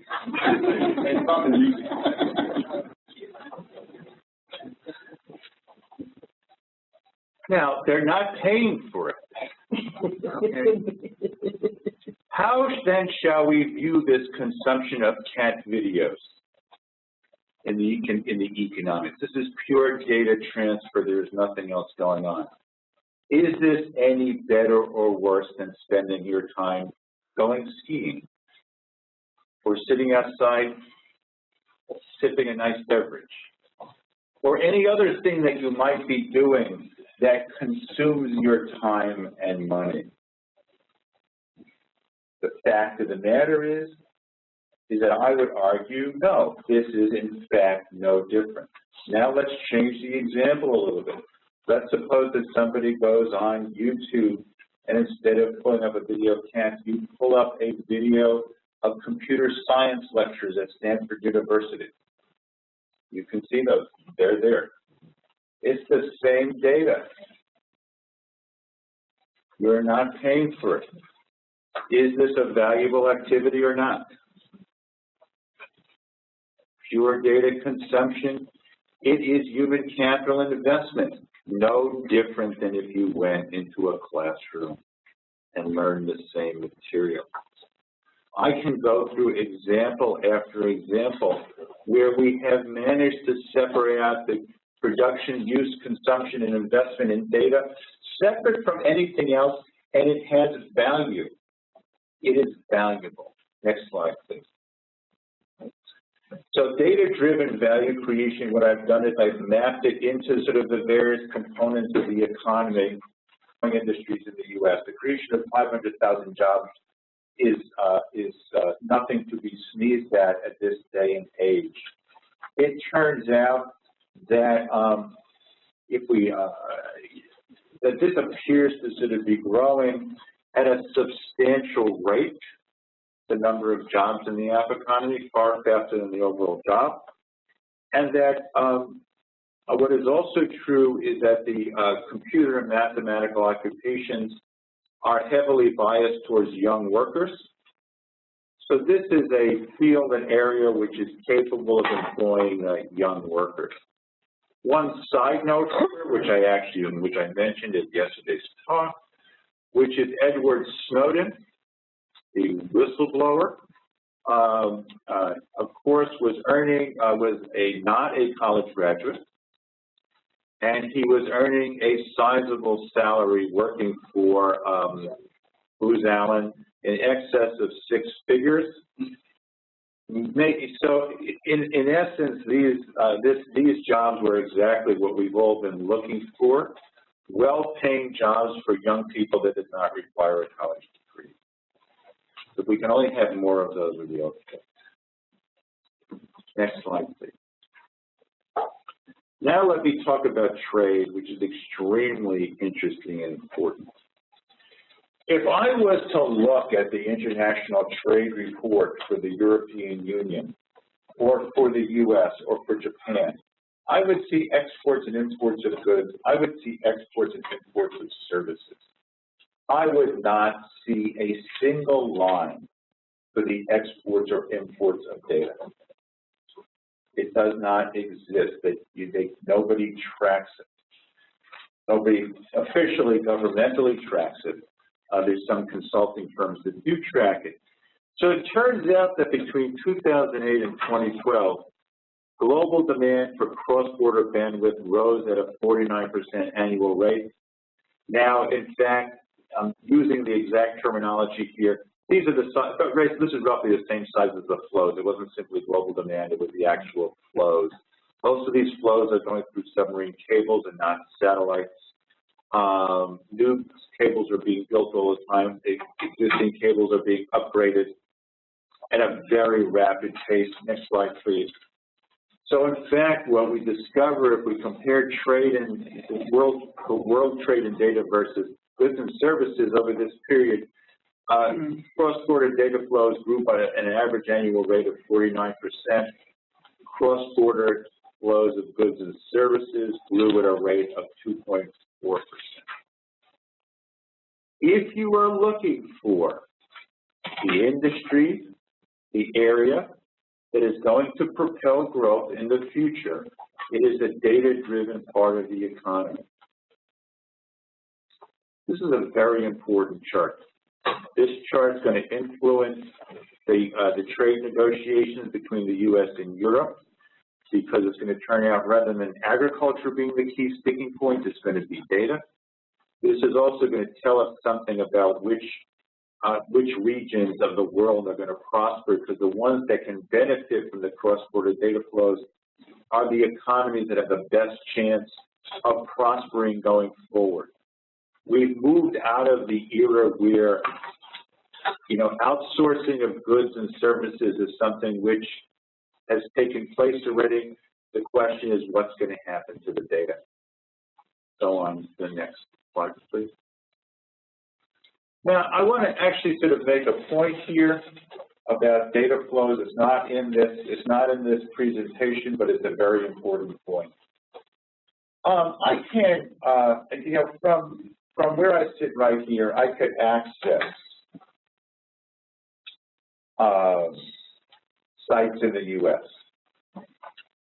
I can access sites in Europe. It turns out that, in fact, there's a sizable lag if I access sites in the U.S. Called Progressive Policy Institute, that is a think tank based in Washington, and also senior fellow works on the Max Center for Technology Innovation. Michael was present also yesterday to our conference on big data, and it took the opportunity to have a more in-depth discussion with some of the leading thinkers in Italy regarding not only technology, but how technology is innovating their business life and the policy, and hopefully also the country where we live. We have agreed that Michael will make an introductory speech based on the paper and also with other comments. Then, as I was saying before, we had a preliminary list of people that has to make some consideration, and I was checking before what the people that are on the list, just to let you know. Is Professor Gian De Michelis, Professor Caralberto Canemarmafè, correct? And also Professor Prini, and I don't know if it's Professor Paolo Gira, or Mr. Paolo Gira. These are the lists that I have here that I already had to speak. If you agree, after Michael, after the short speech, if you agree, we plan to give you at the beginning 10 minutes to provide the introduction, then we open the discussion. Of course, we can go back again to the discussion. There are any other thing that you want to? Do you think that we have to introduce each other, or is it better that when somebody speaks, we introduce himself? Okay. So please, Michael, give you the table. Thank you very much. I'm very honored to be here this morning. Thank you to the Innovation Group and Think Foundation for inviting me to Italy. I'm very glad to be here and to sort of share thoughts about the data-driven economy, both plus and minus. And a couple of things in the news, of course. Everybody is familiar with the data-driven spying scandal now going on in the U.S. But a very interesting article in this morning's Wall Street Journal. Traders routinely paying for early peak at key economic data. Okay, this is not data that is released by the government, but economic indexes that are released by various non-governmental agencies in the U.S., it turns out that the traders are paying to sort of get the data 2 seconds early, 1 second early, half a second early to enable them to trade against it. Very, very interesting and important. After I finish here today, I intend to sort of go write a blog item or a Twitter about the importance of this. I think we've entered a very, can I have the next slide, please? Okay. We've entered a very interesting period in the evolution of the economy where we're moving beyond goods and services into data. And what I'm going to do today is give an expanded version of the talk that I gave yesterday with actually a lot more economic details about what the data-driven economy looks like. So it's going to have 3 phases here. One is understanding the data-driven economy. The other is the importance of data for the enterprise. I'm also going to talk a bit about trade. And the third is how do we think about the data-driven economy relative to government. Next slide, please. Okay, you know, what's interesting and important here is that we've lived for the last 70 years with an economy, you know, both in Europe and in the U.S., which is built around goods and services. So we started with the industrial economy, you know, steam mills, steel mills, railroads, heavy industry, cars, and so forth. And so we're very used to thinking about the production and use of goods as an important pillar of our economy. Next slide, please. Consumption, investment, government, and trade. So we can have the provision of data to customers. People consume health-related information, for example. They consume cat videos. They consume information on tourism. Okay, the data, you know, the NSA didn't like it. They're going to just give me 1 second, and if they can't, we'll just keep going.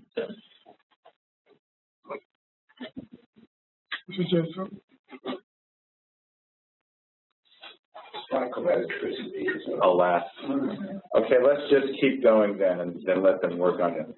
Okay, the provision of data to consumers, enterprise investment in data, things like marketing databases, genomic databases, all the information that companies have that are in their databases is valuable as well. Then there's the role of government in providing information, data. As we go forward, we may discover that the single most important role the government has is, in fact, data provider and vetter. And finally, something that is extremely important and extremely unknown, okay, which is cross-border trade in data. Now, which piece did you give up? Okay, there's a piece we just came out with, actually. It's actually not officially on our website. We keep coming out. We keep coming out with working paper versions called Data Growth and Trade. I'm going to speak a little bit about cross-border trade and data. Now, data is different than goods and services. Goods are tangible and they can be stored. Keep going. Good. Goods are tangible and can be stored. Services are intangible and cannot be stored because they're connected with people's services. And data is intangible and can easily be stored. So what I'm proposing is a division of the economy into goods-producing industries, services-producing industries, and data-producing industries, where these days the data-producing industries are growing far faster than the other two, and they have a location which is not as easily outsourced. Next slide, please. Now, one important note here, and this is going to come up over and over again, our economic systems and our business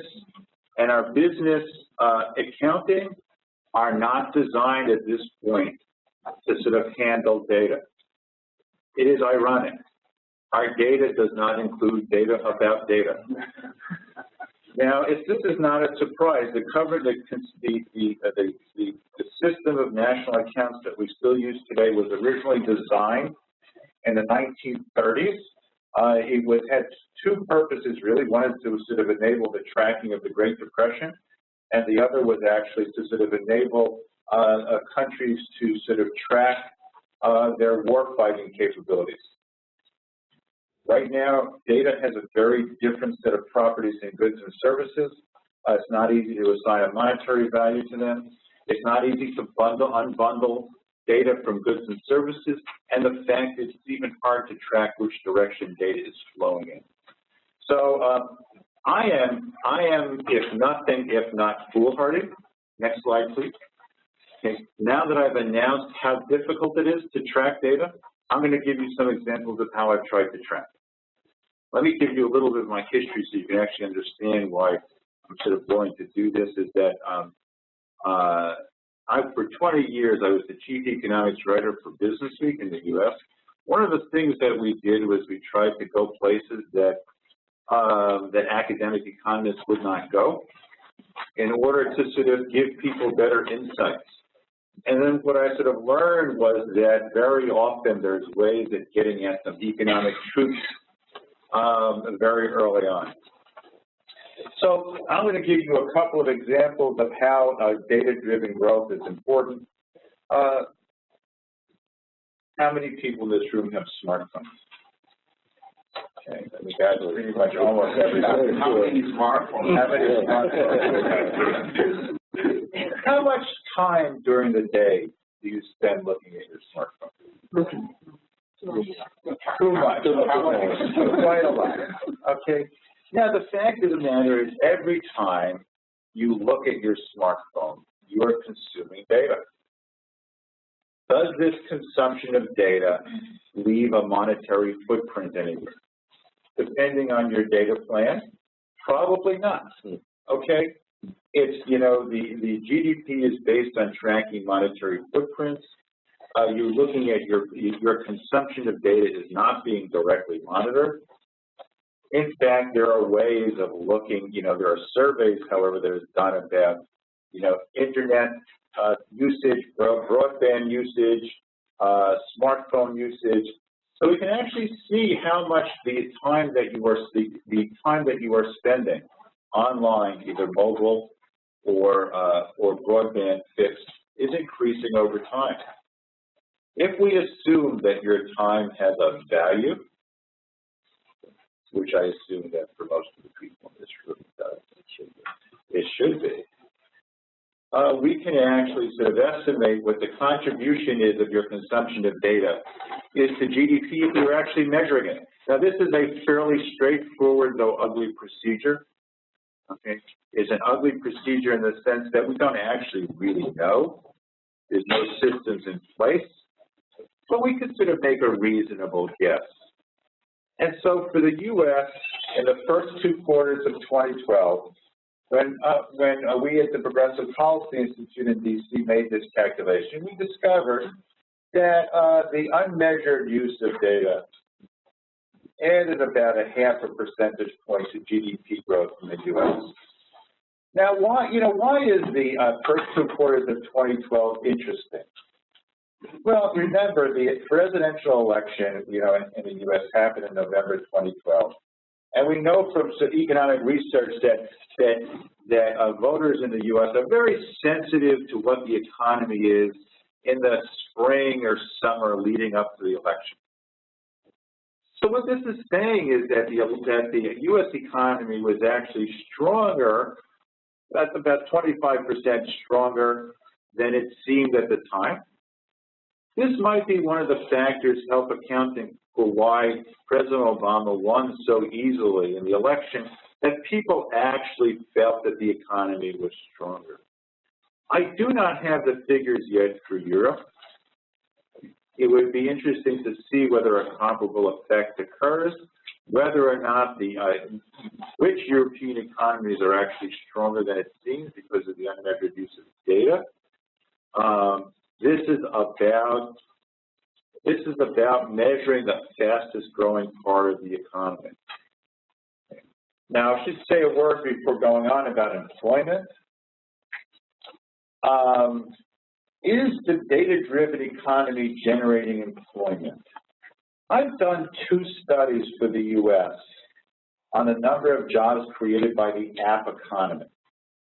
The app economy is all the jobs having to do with creation of mobile apps, their distribution, and so forth. I was able to sort of get at this number by using help wanted ads. I did a search, I used the help wanted ads to help me identify jobs that used mobile app related skills. This in theory could be done for any country. Okay? We're doing this at this point for the UK with a grant from Nesta, the Innovation Foundation there. What we discovered in the US is that the app economy included about 500,000 jobs. That is to say, there were, this made the app industry, which includes not just small app companies, but also app hiring by large companies, one of the fastest growing